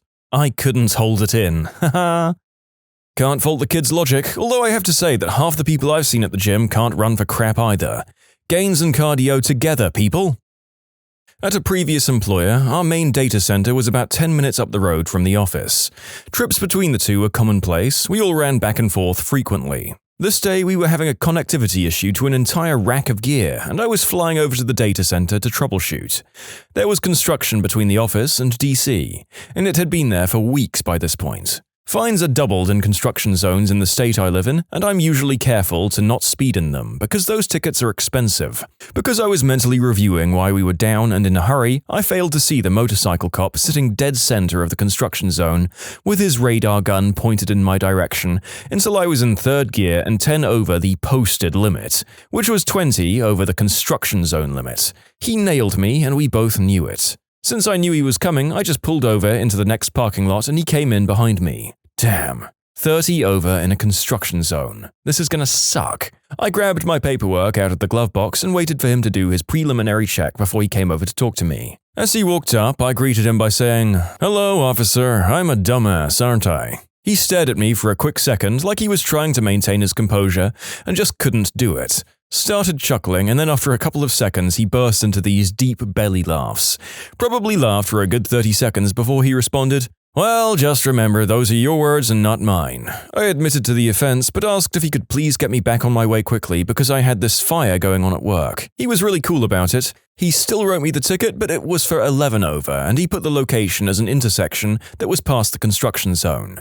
That was about $900 less in fines that I'd be potentially facing, and made it an infraction I could take traffic school for instead of paying the fine. Super awesome guy. In conclusion, sometimes being cooperative and lightening up a not-so-great situation does help.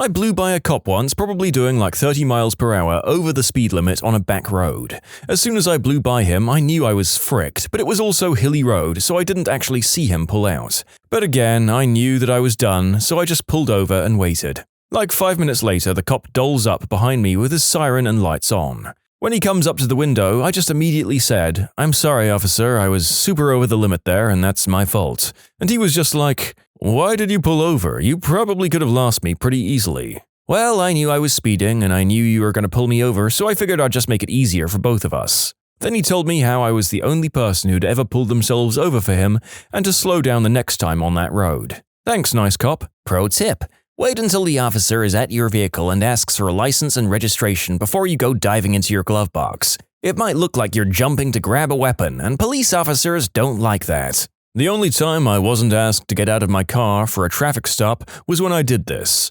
I don't know what to think now. You can submit your own stories to be featured here on the channel. The story submission link is in the description below. And if you want to listen to some vibey music in the background, check out easymode, also linked below, and subscribe. Not a cop, but this happened when I was in like 4th or 5th grade as my grandmother was taking me home from school. Grandmother suffered from really bad IBS and was speeding to get home to use the bathroom. The cop pulls us over and makes it to the window, and my grandma says, "Look, young man, I have bowel problems and I'm rushing home to go to the bathroom," and just pulls out and leaves. The cop runs back to his car and speeds to catch up with us, follows us through the next small town to her house. She gets straight out of the car and goes into the house, while the cop keeps saying, "Ma'am, come back here, ma'am, you can't go inside," etc. She totally ignores him. At this point, my grandpa pulls up because someone had called him at his work to tell him a cop was following my grandma through the 2 small towns and that they thought something could be wrong. Grandpa asks what's going on, and the cop starts telling him to go get his wife because she's in a lot of trouble. Grandpa just says, "What did you want her to do, crap in her purse on the side of the road? You need to leave before you embarrass my wife." The cop is flabbergasted and just gets in his car and leaves. Grandpa and I walk in the house, and my grandpa is getting out of the bathroom and says, "I need to go talk to that young man and get my ticket." Grandpa tells her, "He was just following you home to make sure you got there safe. Are you feeling okay?" He gives her a kiss and goes back to work. Grandpa was classy, they both were. Miss you, Mormor and Pawpaw. My uncle got pulled over once for speeding on the I-95. He said, "Oh damn, I got the highway sign confused with the speed limit sign again." The cop laughed and let him go with a warning. This happened a while ago while I was attending EMT training. In order to keep the class from driving us all crazy from boredom, the other students and I would sometimes joke around and pull pranks on each other. One day, as we were all leaving and getting ready to drive away, I had the brilliant idea to roll down my window and pretend to get a call over the radio. After announcing that I was en route to the scene, I grabbed a suction cup adult eggplant toy that I'd hidden, purchased and used specifically for the joke, was destroyed after completion of said joke by the way, and slapped it on the roof of my car like some kind of old-school styled blue light. I then proceeded to scream like an ambulance siren and floor it out of the lot, much to the enjoyment of my classmates. On my way home, I was doing slightly over double the speed limit on a large highway when I saw flashing lights behind me. Being a stupid teenager, I decided to take an exit and then get back on the other side of the highway. I got pulled over, but only then realized that I still had a rubber member sitting nice and tall on the roof of my car. My greatest fears came true when the officer walked up and recognized me from school, as he was the school patrolman. Miraculously, he let me go despite the absurd speeding and possible evading. In conclusion, I was an idiot, my car had a member, and the cop luckily wasn't a member. I wonder if one could potentially get done for indecent exposure while sporting such a hood ornament. Probably not, I suppose, but there are other charges that I might not even know about. Also, did anyone think that he was a bit defensive about having destroyed and never used that particular adult toy? Just me? My aunt is a police officer. Her favorite story at parties is how she once arrested a nearly undressed man who was running through a busy street. As she likes to put it, the only thing he was wearing was a rubber chicken, and he was wearing it through penetration. One time I was driving and saw a cop, so I rolled all 4 of my windows down at one time because my tint was illegal. The law where I'm from is that it has to let in 50% of the light or more, and mine was only letting in 20. As he got up to my car, he started laughing and told me he liked my effort and only wrote me a warning. My cousin had his windows tinted dark, but not too dark, and got a ticket. He went to court with the documentation of the window tint job, and the judge said he was good to go. Driving home, my cousin got pulled over for the window tint and got another ticket. The cop asked me if I knew why he had pulled me over. I said, "Speeding?" He said, "No, you rolled through a stop sign back there, but now that you mention it, it did take me a while to catch up with you." The cop, my friend in the passenger seat, and myself started laughing as I had this "oh crap" moment. He let me off with a warning. Nice guy. Not a cop, but I made one laugh once when I was a little too drunk and laying on the sidewalk in a bar district. "Son, what exactly do you think you're doing here?" as he taps my shoulder with his boot. "Hopefully I'm reminding you of someone else you like because this was just the worst first impression." He laughed and helped me find some Gatorade and my friends instead of arresting me for public intoxication. "So, Officer Brian, if you're out there, things are going much better, and thanks for being cool with me when things were just starting to get better." 100% true story. A few friends and I go out for our buddy's 21st birthday party, and he proceeds to get rickety wrecked. I'm talking like doesn't know his own name wrecked. So we lose him. Josh is gone. The next morning, I get a phone call and it's Josh. Apparently, he had left the bar, wandered for a while, found a construction site, and fallen asleep on a stack of plywood. He was awakened by a nudge to the shoulder and he jumps up, still kinda drunk, and there's a cop standing beside him. The cop asks him, "Son, what the heck are you doing? It's dangerous to be sleeping out here, especially in this part of town." Josh is standing there in khakis and a button-down shirt, but he's clearly still inebriated. He bends over, picks up the hard hat, puts it on and says, "I'm just early for work." The cop bursts out laughing and lets him call a friend to pick him up. Josh sounds hideous. Oh, I want that to be true. If it is, it's the best drunk story I've ever heard. I'm not a cop, probably closer to a criminal, but one night about 6 years ago I had a local cop near peeing himself. I was walking home from the pub one night when I decided I'd rather get some snacks and call a taxi. I walk up to a gas and convenience store and open the door. I noticed no one was at the cash register, so figured they were in the bathroom. I grab a sandwich, some chips and a giant piece of beef jerky and go to the checkout. I call out hello a couple of times and then jumped out of my skin when the alarm starts to go off. I panic and start to run out of the door and then I stop and grab my food. Then I say to myself, "Wait, I haven't actually done anything." So I pull out my cell phone and call 911. Hello? 911? I think I accidentally broke into the Ultramar. About 10 minutes later, the police show up and cuff me and begin searching the entire area. One cop stayed with me and I told him I didn't actually do anything, but he just says, well, he'll be the judge of that. When the manager arrives to review the security cameras, well, she shows up and is a total B-word. I don't think she likes being woken up at 3 a.m. Well, the cop comes out of the office, laughing so hard he's crying, uncuffs me and apologizes, then gives me a ride home and a trip to the drive-thru.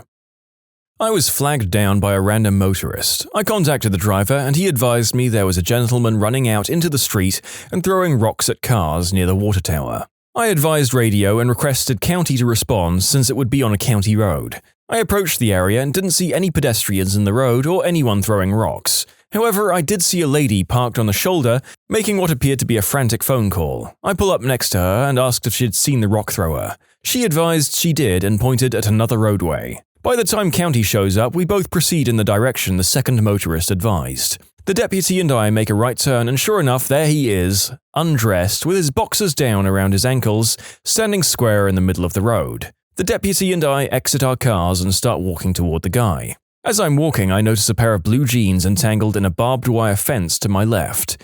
It would seem he had attempted to climb the barbed wire fence but got hung up and gave up on the lower half of his Canadian tuxedo. The deputy and I quickly took him into custody and asked him why he was running around the roadway scaring the local citizens. He says, "What would you do if a gay guy gave you a bunch of money?" I had no answer, so I then asked him what he was high on and he explained, "Family issues," and I got a good laugh out of it.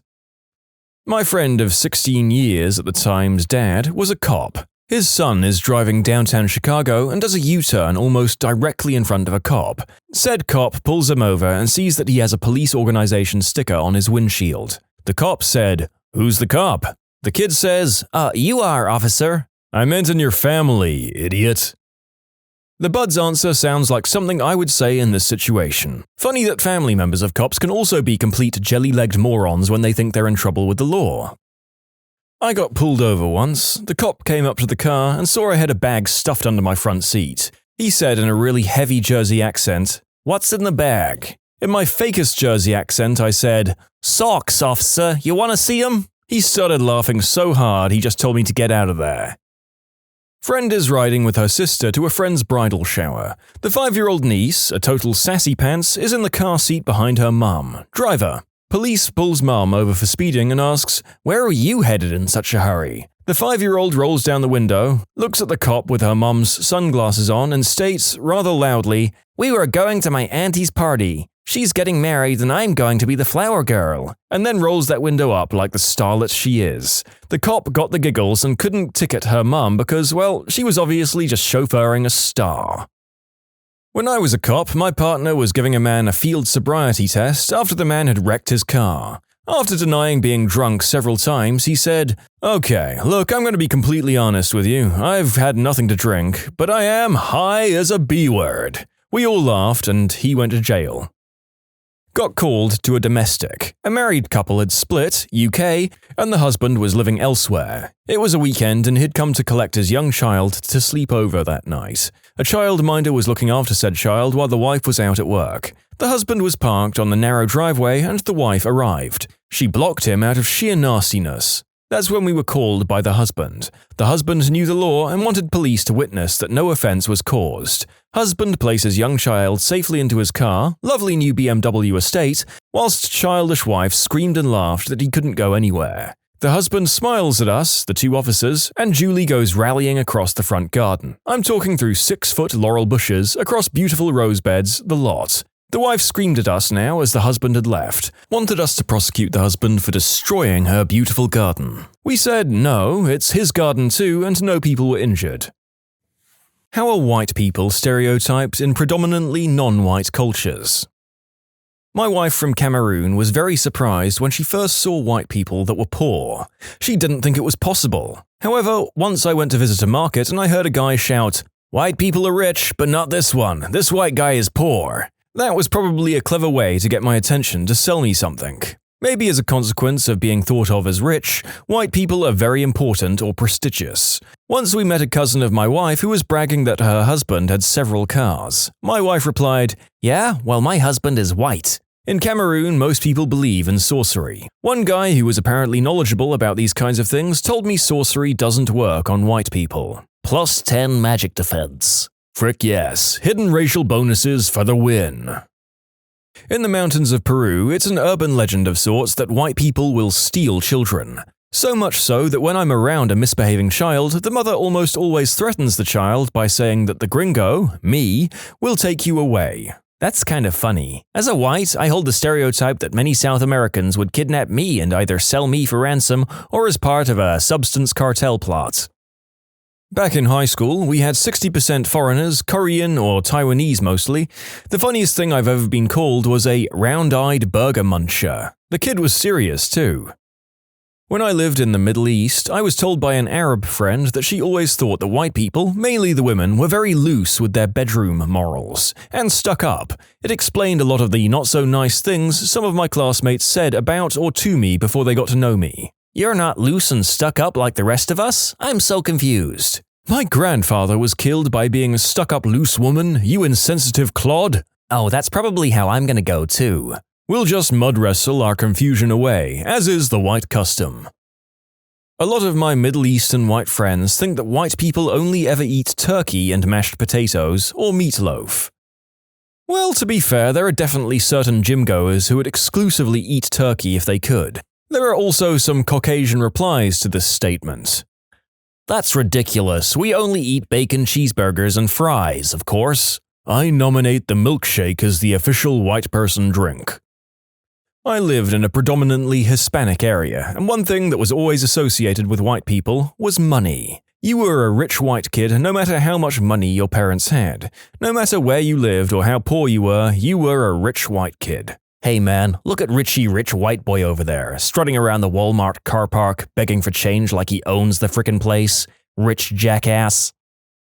Among Dominicans, white people are considered rich and generally friendly. We also think that no crime occurs around white people. It's considered highly respectable for a Dominican woman to have a white man, even if he is a low-life substance dealer. I can honestly say that most Dominican mothers would rather have their daughter date a white substance addict, garbage man, than a rich black doctor. White people are considered so above everyone else in our society. The funny thing is that to outsiders, Dominicans are black. Dominican women in the US want to be as far away from black culture as possible. They think they're white, basically. It's quite funny. When I went to the Dominican in October, they treated us like frickin' royalty. It was ridiculous.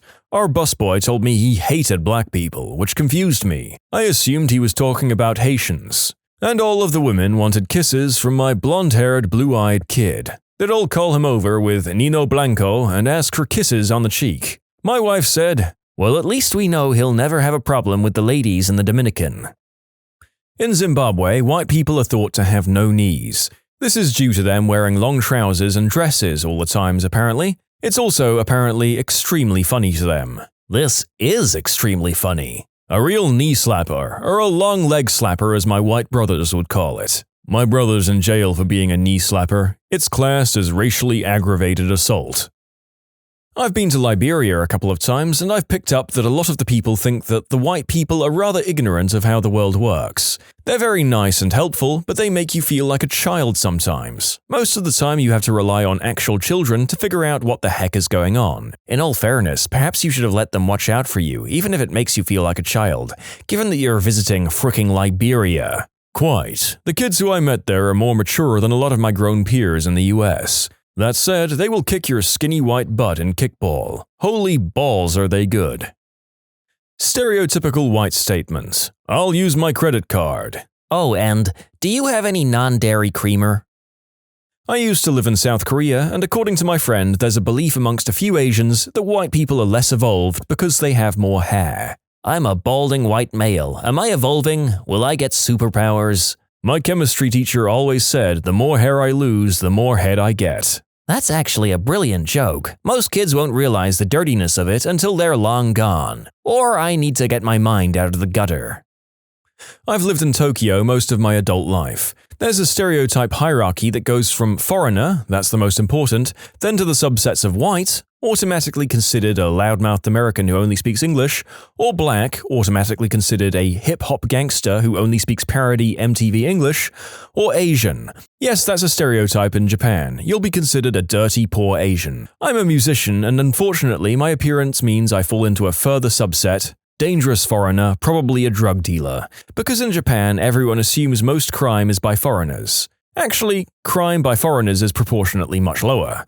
So I get stopped by police all the time. I should add, just as being a black guy in a nice suit getting a coffee in Manhattan is a very different experience from being black with sagging pants and walking into a truck stop in Alabama, so Japan has a wide range of contexts which will affect your treatment here. My friend from Vietnam always talks about white people being crazy. He'd say if a black or Asian guy wants to kill you, he'll just shoot you. But if a white person wants you dead, he will eat you and commit the unspeakable act on your family. Well, to be fair, in Vietnam, it's not hard to see where this one came from. White people dance with their elbows instead of their hips. False. I do not dance at all. In your face. Then you ain't no friend of mine. White guy here, but when living near the border, I had 3 different Mexican guy friends tell me on 3 separate occasions that white women are freaks, i.e. promiscuous and adventurous to the point of intimidating. Apparently I've been hanging around the wrong white women. Nah, you just haven't been hanging around enough Latina women. White women are freaks in comparison, going by general cultural tendencies. Oh, I know, the Mexican girls had flirting perfected beyond all comprehension, but from what I could tell, that's as far as it goes. See Pierce Brosnan's quote as Julian in The Matador. After flirting with some Mexican schoolgirls, he says, "I hate these Catholic countries. It's all blushy and no..." redacted by the narrator of this video. Where I grew up, the word for white man was mazungu. Came from the word kuzunguka. It means to walk around in circles. In my opinion, this is a good basis for what they thought of white people. They sell shirts with Mazungo written on them in Kenya, presumably to tourists. My white father bought one because he thought it was humorous to have a shirt with "white guy" written on it. Did you grow up in Zambia? I was there this past summer, and wherever I went, people would point and yell Mazungu. Note to self, if ever in Africa and people yell Mazungu, start walking around in circles and observe reaction.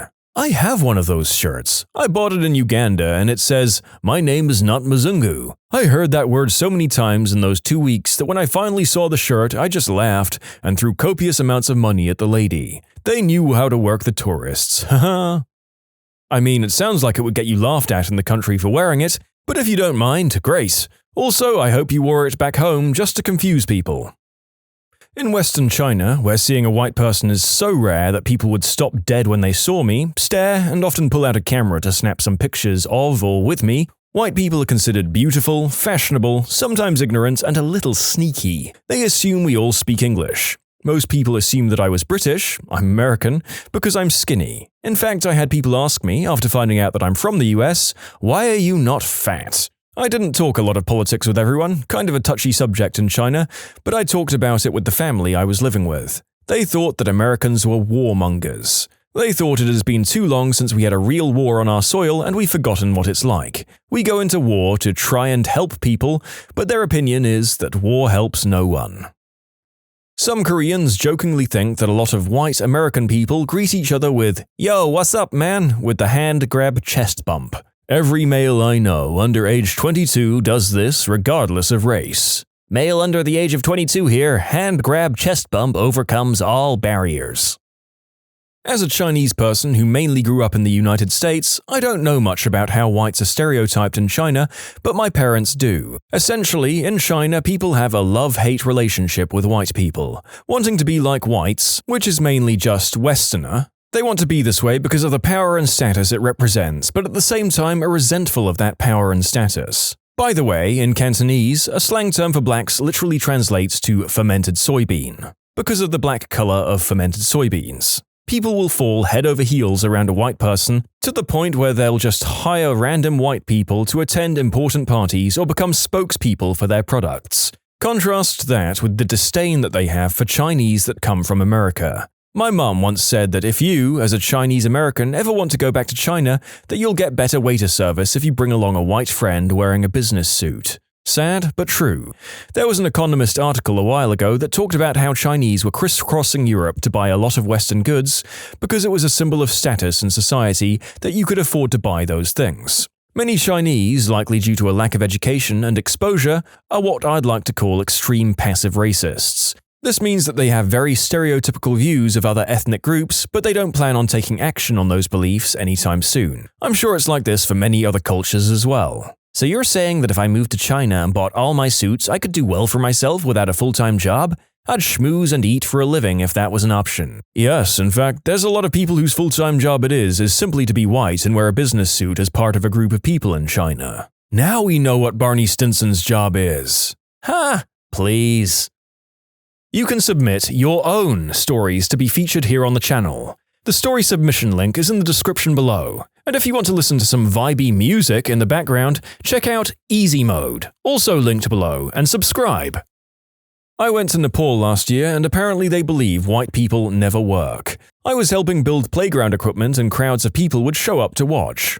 They would gawk for hours. It weirded me out and this is what I was told when I asked. When I was in Nepal, some kids bathing in the local river yelled, "You're American, you eat cats." I thought it was hilarious.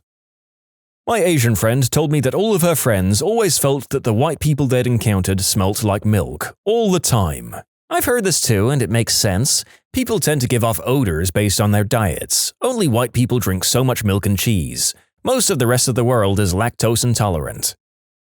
Washichu, he who takes the best meat for himself. I'm a white guy who lived on the Pine Ridge Indian Reservation for a few months. I always thought that Washichu was the only slur I've ever been called that actually bothered me. A young Oglala told me it means takers of the fat, for white people killing buffalo and only taking the fat. The best part. We had a little joke or pun at meals. Who took the last piece of fry bread? Washichu? Other stereotypes held by some Oglala were that we're all incredibly hairy, which we pretty much are compared to most Native Americans, and that we're all uncircumcised. I still don't really understand the uncircumcised thing, but I saw that a lot in graffiti. In Gambia, we think you're really nice. Seriously. I live in Bangkok, and here, white people are seen as rich, culturally disrespectful, and for the men, specifically, randy deviants. Also completely unable to eat spicy food.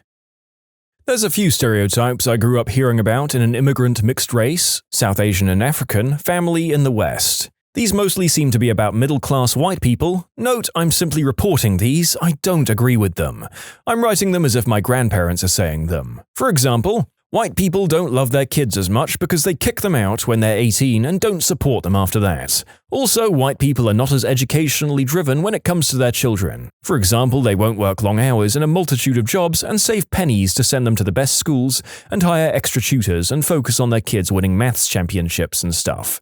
The exception to this is Jewish people who are very admirable. White kids, in turn, put their parents in nursing homes as soon as they're able, which is unacceptable. White people are all into artsy-fartsy things like liberal arts and art school and painting that don't get you anywhere. They don't realize that the only worthwhile paths are medicine, law, engineering, pharmacy, sciences, accountancy, and business. White people eat really bland food, like they eat things like chicken, cooked only in salt and pepper, and carrots in strange creamy sauces. White people like to go to India, Africa, etc. to discover themselves, which is hilarious because then they start wearing saris and things and thinking that if you use curry powder, you've made a curry, and attributing erroneous spiritual wisdom to ethnic people. White people are not as clean. For example, white people will put on clean clothes on an unbathed body in the morning, and they only use toilet paper in the bathroom. As in, they only use toilet paper and not water to clean their butts. Also, they wear shoes in the house and own a lot of cats which walk on their kitchen benches.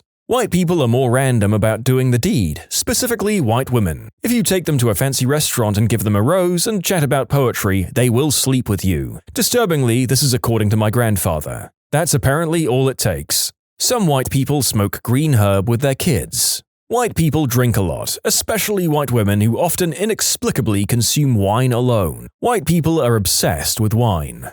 Oh, and one more. White people are too gentle with their kids and don't discipline them properly. See also Russell Peters. Wow, some of these, I won't say white people, but they're accurate to Western culture. Wine, for instance. The first one is funny because in the States at least, the best thing you can do for your kid is make sure they're independent.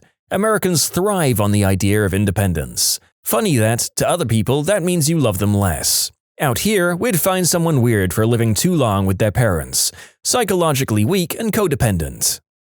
Well, that last one was a real bundle of opinions. Gotta say, this whole thread has been really educational. And no, I won't be doing the accents for some of these cultures, for hopefully very obvious reasons. The stereotype of whites amongst South Asians is that white people can't manage their finances properly, and that they are, in a selfish sense, self-concerned rather than being considerate about others. In that parents kick out kids at 18, and kids throw their parents into old homes, all because they're self-concerned and only care about their own lives. Also, that they can't plan for the future, part of why they're poor with finances. Also, white people, particularly Americans, are scared of everything. Seatbelts, pollution, terror attacks, etc. And by that I mean to an unhealthy level of scared of stuff in their minds. That's generally the stereotype anyway. I've later updated this to address people rightfully bringing up my calling Asians inconsiderate. Keep in mind, the thing of most importance to South Asians is family, and it's family and social circles that they feel deserve the most attention. Given the highly populated natures of these countries and the laissez-faire styled capitalism society, one quickly realizes that being considerate to everybody is shooting yourself in the foot, unless everybody else is also considerate, which is rare. Thus, this consideration is limited to your family and friends. It's not as extreme in South Asia, in that they're willing to help a random stranger if it isn't detrimental to them, but the further extreme in an even more populous country such as China can be seen with the toddler and van accident. So I'm just giving that perspective where they're perplexed by why white people don't have any consideration of the ones they love, family. And you dolts, I don't mean that whites are literally afraid of seatbelts, rather the wearing of seatbelts from fear. I'm also South Asian, and I think that most of the stereotypes I've heard come from the fact that South Asians, and most Asians for that matter, are very collectivist, while America is becoming more and more individualistic. Therefore, people assume Americans don't care for anyone but themselves and have no respect for family. As someone mentioned, putting your parents in an old folks' home rather than caring for them personally. And have no culture as a byproduct of not having any traditions or community. Interestingly enough, I know many people in my parents' generation who emigrated to the US, who abhor the idea of their children, in my generation, taking care of them in their old age. They like the idea of being independent and have no desire to do the work that generally goes along with staying with your kids, like looking after your grandchildren all day. As a Caucasian who lived in China and other parts of Asia for some years, I'm generalizing a couple of stereotypes I came across. Not everybody has them, of course. White people are all from the US. I'm not, by the way, and can all speak English. White people all have money. White people have more beautiful skin and eyes. White people who marry a local and have a kid will have a very smart child, because it's mixed. White people cannot understand Chinese, so it's fine to talk about them openly even when they're 1 meter away, never mind if they understand every word. Many white people have a more open attitude towards relationships. White people can be more rude, but that's mostly okay because they don't know better. As a pink, white, in China, I've pretty much never encountered hatred or open attacks. The racism, for better or worse, slightly favors white, which I suppose has to do with the average income of foreigners there. Chinese have a lot of whitening products advertised, which I suppose may have to do with certain lower status jobs like field workers having more exposure to sun. Hence, they're darker. However, my views are filtered from the racism I as a white encountered. In other words, there may be a lot of stereotypes I've never heard of because nobody told me, or because of the language barrier. I speak a bit, but wouldn't understand everything. All in all, Chinese were incredibly open and friendly, including being openly outspoken about race. Note that the stereotypes some Westerners I talked to had about Chinese were much more brutal than this. They're like ants, uncreative, can't be trusted, etc. were some of the bad racist highlights I encountered. Also note that the stereotypes of Chinese in relation to blacks are worse too. Talking about race, I've asked a couple of Chinese, what would your parents say if you dated a black guy? And the answer was often that the parents would be strictly against this. As a final note, let's repeat. Above stereotypes are not held by all Chinese. Maybe not even the majority. Maybe they're only a minority. They're just some vocal patterns that I ran into. In my family, I was always told by my parents that white people were lazy, never put value on education, and had no culture of their own. It's obviously not my own opinion. Chinese here. My parents think that white people are all divorced. I'm surprised this hasn't already come up. When I lived in the Bay Area in San Francisco for about half a year, any of my friends that were Chinese or Korean thought that all white people never took their shoes off. I was constantly reminded to take my shoes off when entering their houses because they thought we all just walk around the house dragging dirt everywhere. Chinese in China view white people with fascination and curiosity, like they're aliens from the planet Caucasoid. They generally don't have strong negative opinions of white people. However, Chinese expatriates living in the Western world think most white people are extremely selfish and completely tactless. Many are also seen as outwardly polite but inwardly racist to some degree. Some, not all white people, are seen as excessively aggressive and have very incurable alpha male syndrome. They seem to be poor problem solvers, only able to plan 1 or 2 steps ahead. They don't like to think unless they have to. They can be very attractive but age very quickly and seem to gain weight easily, especially the women. They're thin-skinned. And in negotiations, dealing with them bluntly and directly is the preferred approach over diplomatic and passive-aggressive methods. Also, never let white people borrow anything for very long, because after a while, they'll consider it theirs and won't return it. I lived in South America for 9 years, and the predominant stereotype is that white people are rich, entitled, and immoral. White women are seen as easy. The former comes from nearly a century of abuse from the US government and corporations, particularly the latter. US tourists most certainly do not help alleviate this. The latter comes from adult flicks. As a white guy, I ran into a lot of prejudice until people realized I was far more South American than American culturally and spoke perfect Spanish. These feelings mostly manifested in me getting charged roughly 10 times the cost a local would whenever I went anywhere or bought something. Until I began to haggle in Spanish and they realized they'd made a mistake in judging me. I wanted to offer my own experiences and noticed most of the comments up top refer to Asian stereotypes. What names of people you've met made you wonder what their parents were thinking?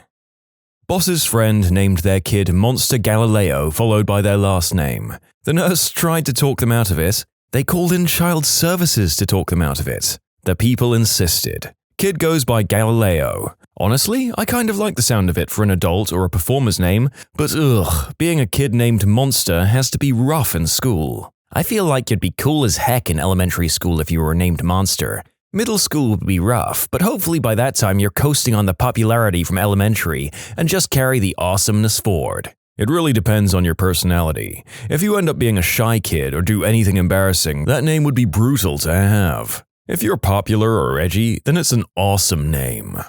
My boyfriend's grandmother wanted to name her daughter Sunshine. The midwife said that wasn't allowed because it wasn't a real name, and his grandmother had no other baby backup names. So a few minutes later, when she heard someone down the hall screaming, "Tina," she named her daughter Tina because she couldn't think of anything else on the spot. I once met a dude named Lovey. It was a family name. I think it was especially cute because he was such a big tough guy. There's a male New Zealand weightlifter named Precious. My boyfriend was nearly called Egbert, but predominantly Egg for short. I'm glad they decided against it. I knew a guy named Engbert. I don't know why his parents would call him that because Eng means scary in our language. He was kind of a bully though, so I guess it fits. I worked at a registrar for a while, and among the birth certificates I got, some of the standouts I saw were Killer, Syphilis, and Sweet Prayer Sunrise. This last one was a boy. Any idea why someone would want to name their kid Syphilis? The father gave her both at the same time? The parents probably heard it somewhere, didn't know what it meant, but liked the ring of it. My dad knew a girl in school named Bimbo. Bimbo brand bread is one of, if not the largest manufacturer of bread products on the planet. Except it never really took off in America because we don't pronounce Bimbo like the Mexican manufacturer does. They pronounce it Bimbo, not Bimbo. As much as that might explain where the word came from, I can't imagine that being named after a brand of bread would have been much more preferable to the girl. I guess at least the pronunciation might throw people off. Before I was born, my dad wanted to name me Sky, but he thought that replacing the Y with an I would be cute. Thank goodness my mum isn't stupid, or I might have been named Ski. I knew a woman who named her daughter Sunny with an I. White, new age sort of woman. I don't think she realized it, ever. Was that girl always fighting with her sister, Shia? My classmate's mother was a maternity nurse, and she has a couple who wanted to name their son Colin, but wanted to give him a unique spelling for it. I don't understand why parents do this. It doesn't make a boring name more interesting at all. All it does is set your child up for lifelong inconvenience. They spelled it out for her to put on the birth certificate. Colon. They tried to name their son colon, as in the organ attached to your butt. When my classmate's mother explained this to them, they were painfully embarrassed and asked her to write it down with the normal spelling instead. I don't think they'll ever live it down. I went to school with a colon as well. It was not great for him. Could you pass the salt? Eventually? Conversely, I went to high school with a kid named Colin, and our physics teacher constantly pronounced it colon. Like, how many times does he have to correct you, lady? In France, there used to be a list of names that you had to choose from, mostly based on that day's name, saint, and 3 to 4 others, which is why there were so many Jean, Marc, Louise, Philippes, Marys, Annes, Valeries, etc. in France. Now it's free choice, but anyone can ask a judge to cancel a name choice and force the parents to suggest one the judge finds acceptable. So no names like Coca-Cola, Xerox, substance names, butthole, Nutella, fruit, devil, blue, murder, plus the rejected name gets added to a banned list to streamline the rejection in the future. In Denmark, we still have an approved list of names. You can apply for a name to be added, but other than that, you choose from the very long list. Portugal also has a list of names. It's included multiple spellings of the same name. Eric, and Eric with a K are all allowed, though Eric's not really a Portuguese name. And names that aren't just from the Portuguese language. I think they are there so that children of third-generation immigrants can have names from their cultures. However, if at least one of the parents isn't Portuguese, you're allowed to name your child anything that's not offensive. My brother talked my mother out of naming me Mulan because he had a major crush on her and didn't think a sack of potatoes like me deserved to be given her name. I tried to tell someone not to name their kid Tarmac. They learned the word from NASCAR. They could have just named him Jimmy, Jeff, or Dale. Not a nurse, but as a med student, a patient wanted to name her child Mudpiles. The nurses silently protested and waited a few days. Mum changed her mind. Mudpiles, I love it. God, what kind of a kid Mudpiles might have been? The S at the end really makes it. I wish the mom hadn't changed her mind. I would support baby Mudpiles all the way. I mean, maybe the mom was also a med student, just considering that Mudpiles is a pretty common acronym that med students find helpful.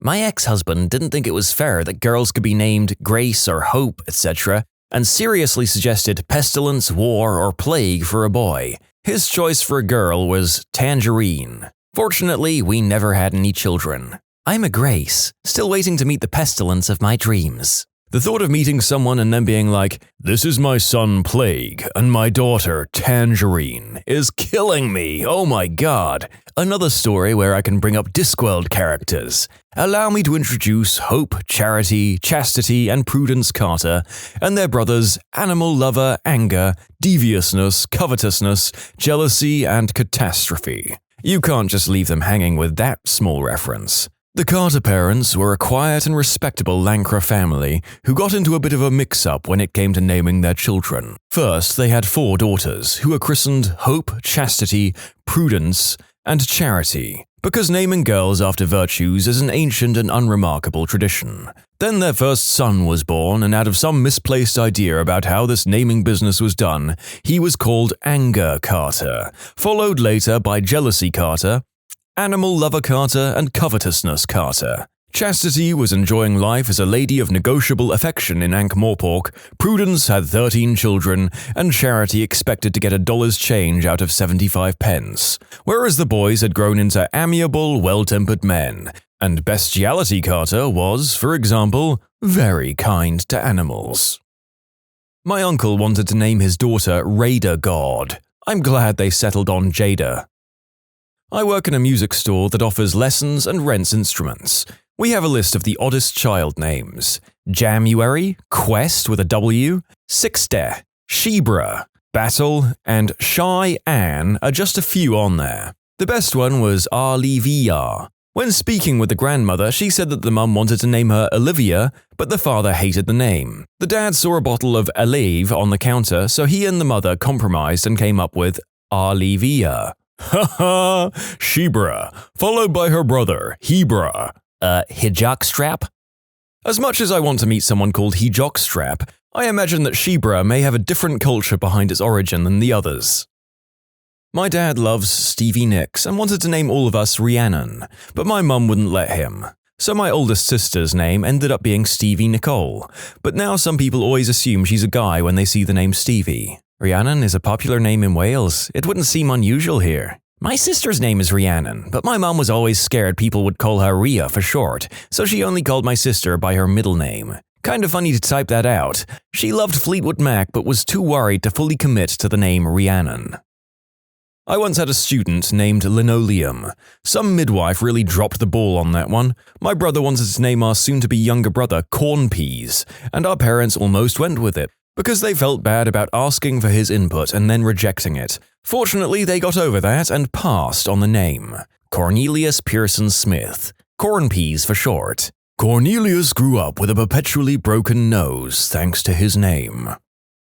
And here my mum was talked out of naming me Violet. Sounds like an old lady, they said. Aw, but Violet is such a cool name. I know. Instead, I got one of the most common names of the 80s. When I went to college, I lived in a hallway where there were literally 6 of us. My roommate had the same first name as well. I do like my name because it sounds good with my last name, but I have only once met a Violet in 37 years, and she's my friend's niece. I'm a teacher. There are certain names that each teacher avoids because we've had a student, or 7 with that name, who were difficult in some way or another. One year, there were 4 Dylans in the same cohort, and they were all hell on wheels. One of the teachers at that grade level had a baby with his wife that spring, and she named the kid Dylan. The rest of us were like, "Didn't you vehemently veto that?" He just shrugged and said it was important to her, and he wasn't the superstitious type. Flash forward a few years, and I saw a toddler tearing through the salad bar at the grocery store, spilling things, moving spoons from one container to another, reaching in it with his hands. It was Dylan. I haven't ever met a Brian, Brandon, or Braden that wasn't a terrible brat. My late, unlamented brother-in-law was Brian, pain in the butt to be very mild, substance addict, tried to kidnap my child twice, got married on my husband's birthday, etc. Brandon down the street would come into our yard and steal from my kids and harass my cats. I've always found that any boy named Angel was poorly behaved. This didn't extend to girls, though. Angela, Angelina, and Angelica, they were fine. Boys named Angel are always the worst behaved. Also, Anthony, Bodie, Kevin, Travis, Vincent, and Victor. My rule in general, anything with a V in it will probably be a pain in the neck. You can submit your own stories to be featured here on the channel. The story submission link is in the description below. And if you want to listen to some vibey music in the background, check out easymode, also linked below, and subscribe. I had a coworker named Trina. When she was pregnant, she told me that she and her husband had decided to name the baby Latrine.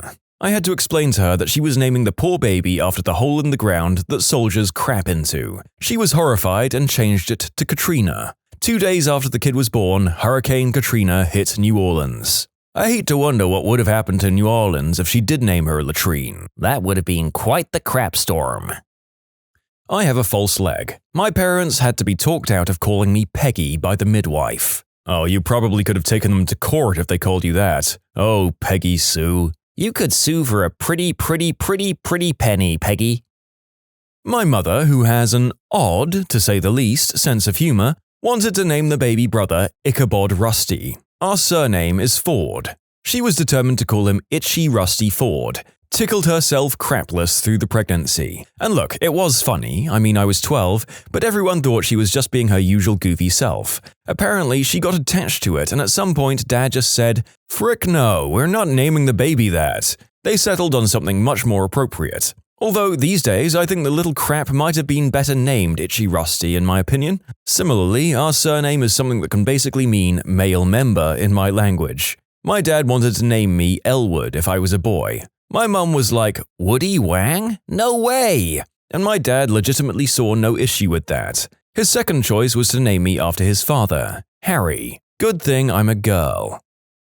Not a midwife, but lived with the student midwife when I was a student. The first set of twins she delivered got called Red and Blue. When I worked in a boring admin job dealing with applications from members of the public, I came across Jessica Rabbit. Saw her passport and everything. I just hope that she chose that later in life rather than her parents landing her with it. The worst ones I saw in that job were combinations made by women getting married and taking their husband's surnames, so can't really be blamed on the parents. I took my husband's surname so my initials would no longer be JCB, which is a tractor brand in the UK. My dad knew when naming me and thought it was hilarious. I'm getting married this year, so my initials will soon be MEH. Of all things in life, I can easily say I didn't see that coming. Hang in there, meh. My wife used to have the initials HOT, which she is, but now is HOR, which she's not so thrilled about. I was originally supposed to be Lex, like Lex Luthor. My dad talked my mum into naming me Alexander and my nickname be Lex, but they just called me Alex. I always assumed Lex Luthor's full name was Alexander. Oh, it is. I have a son named Alexander who goes by Lex. It's a perfect name for him, even though he's a very kind and compassionate kid. As a family medicine resident, I personally delivered 2 different girls named Khaleesi. This was around 2016, well before Season 8. I imagine there might be some buyer's remorse on the parents' part at this point.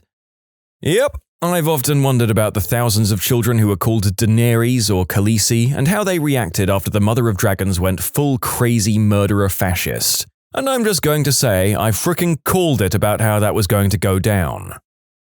Working as an ERT on overnights, I got called to an OB to help out a lot. One name will always stick with me because of how unfortunate it is for the kid and how ridiculous everything about it was. The mum was deep into crystal and other substance use, and she told us she wanted him named Zion. We were like, "Oh, cool, no problem." So we asked her to fill out the paperwork of everything for us to submit, and put in the chart, and she wrote down Vazion. She looked us dead in the ears and said the V is silent. She also gave him 5 middle names because she didn't know which one was the father, so he got them all. Should have named that kid Pokemon. Kids caught all the middle names.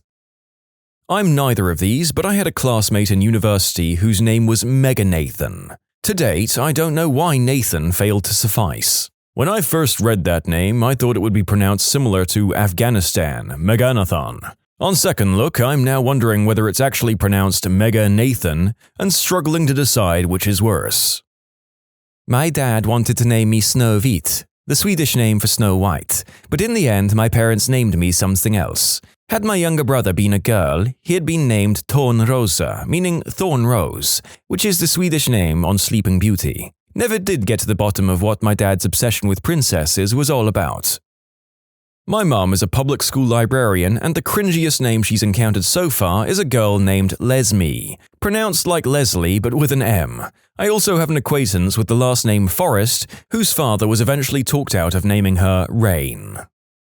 Back in 2000 to 2004, I worked in a hospital doing admin, and an old battle axe of a senior midwife stomped over with this angry-looking pregnant teenager in tow. "Varvara!" Old battle axe roared. "Varvara!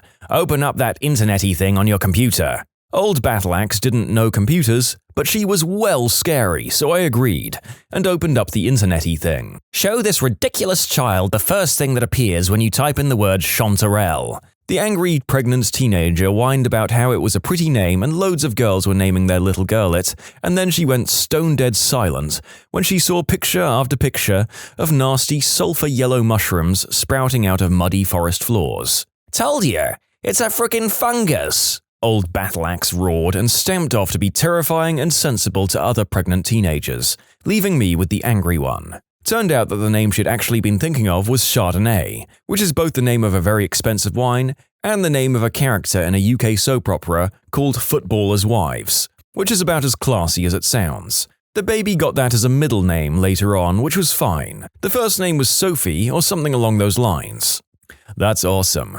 The midwife probably acted that way so she could stop future generations from being born with names like Old Battle Axe, although I bet with a name like that she got picked first in sports. All the senior midwives at my hospital had names like that. Old Battle Axe and Iron Lil were the two I remember most vividly. They'd been there since the place was built and were older than God and had absolutely no time for bullcrap. They kept the place impeccable, and everyone up to and including the head of the NHS were frightened of them. I once saw Iron Lil take down a drunk and bullying boyfriend with a flying rugby tackle outside of the water birthing room. It was great. I would like to hear more stories about Iron Lil and Old Battle Axe, please. That sounds incredible. I want to hear all of your stories about these ladies. What awesome lives. My dad legitimately told my mum that my sister was to be either Jackie Ann after his ex or Lisa Marie after Elvis's daughter. I'm amazed that I was conceived after that. My sister is Lisa. Haha.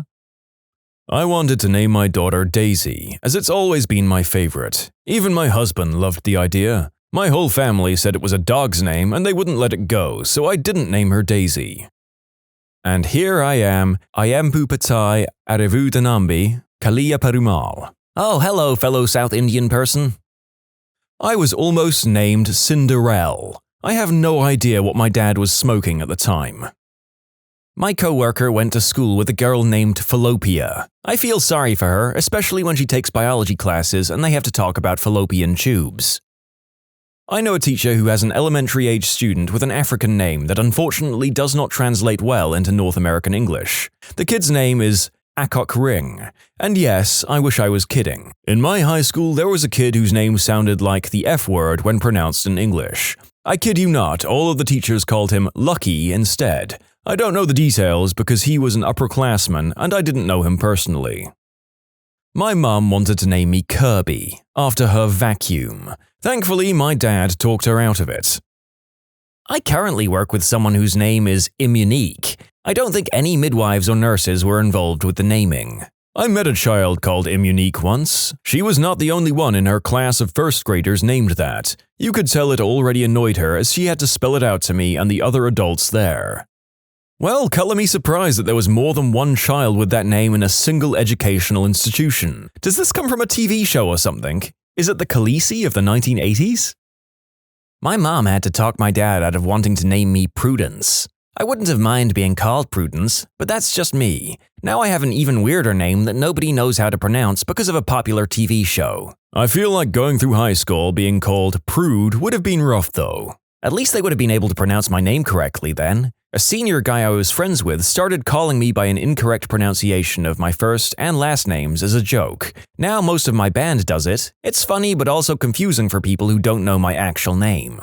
When I got a solo in marching band, my name was announced over the speaker as that exact wrong pronunciation of my name. I just shared a look of annoyance with the drum major and accepted it as a fact of my life. Also, that senior came back after he graduated to help at band camp this year and educated the freshmen on my incorrect name that they were to call me. I was like, "Thanks, Michael, I really appreciate it." My mother's name. My grandmother wanted to name her Ishbel, and my grandfather wanted to name her Laura, so they got a baby name book, and the first name they agreed on would be her name. Her name is Wanda. My ex wanted to name my son Jagger, pronounced either Jagger or Jagger, or Schottenjagger. That was a no. Everyone talked me out of naming my daughter Evelyn, and nickname Evie. It's a family name, but apparently it's for older women only. My wife and I both loved the name Evelyn, and it would have been our daughter's name, but a close coworker had her daughter 2 weeks prior to us and named her Evelyn first. We felt awkward picking the same name, so we settled on our second choice. Also, I think Evie is a cute nickname. Again, not quite what was being asked, but a friend of mine was almost called Apollo. To be fair, he was born on the day of the first moon landing in 1969, and his dad is Greek. His mum put her foot down, though, and he ended up being Alexander, which is still a good Greek name. Okay, technically Macedonian, but the Greeks claim him too.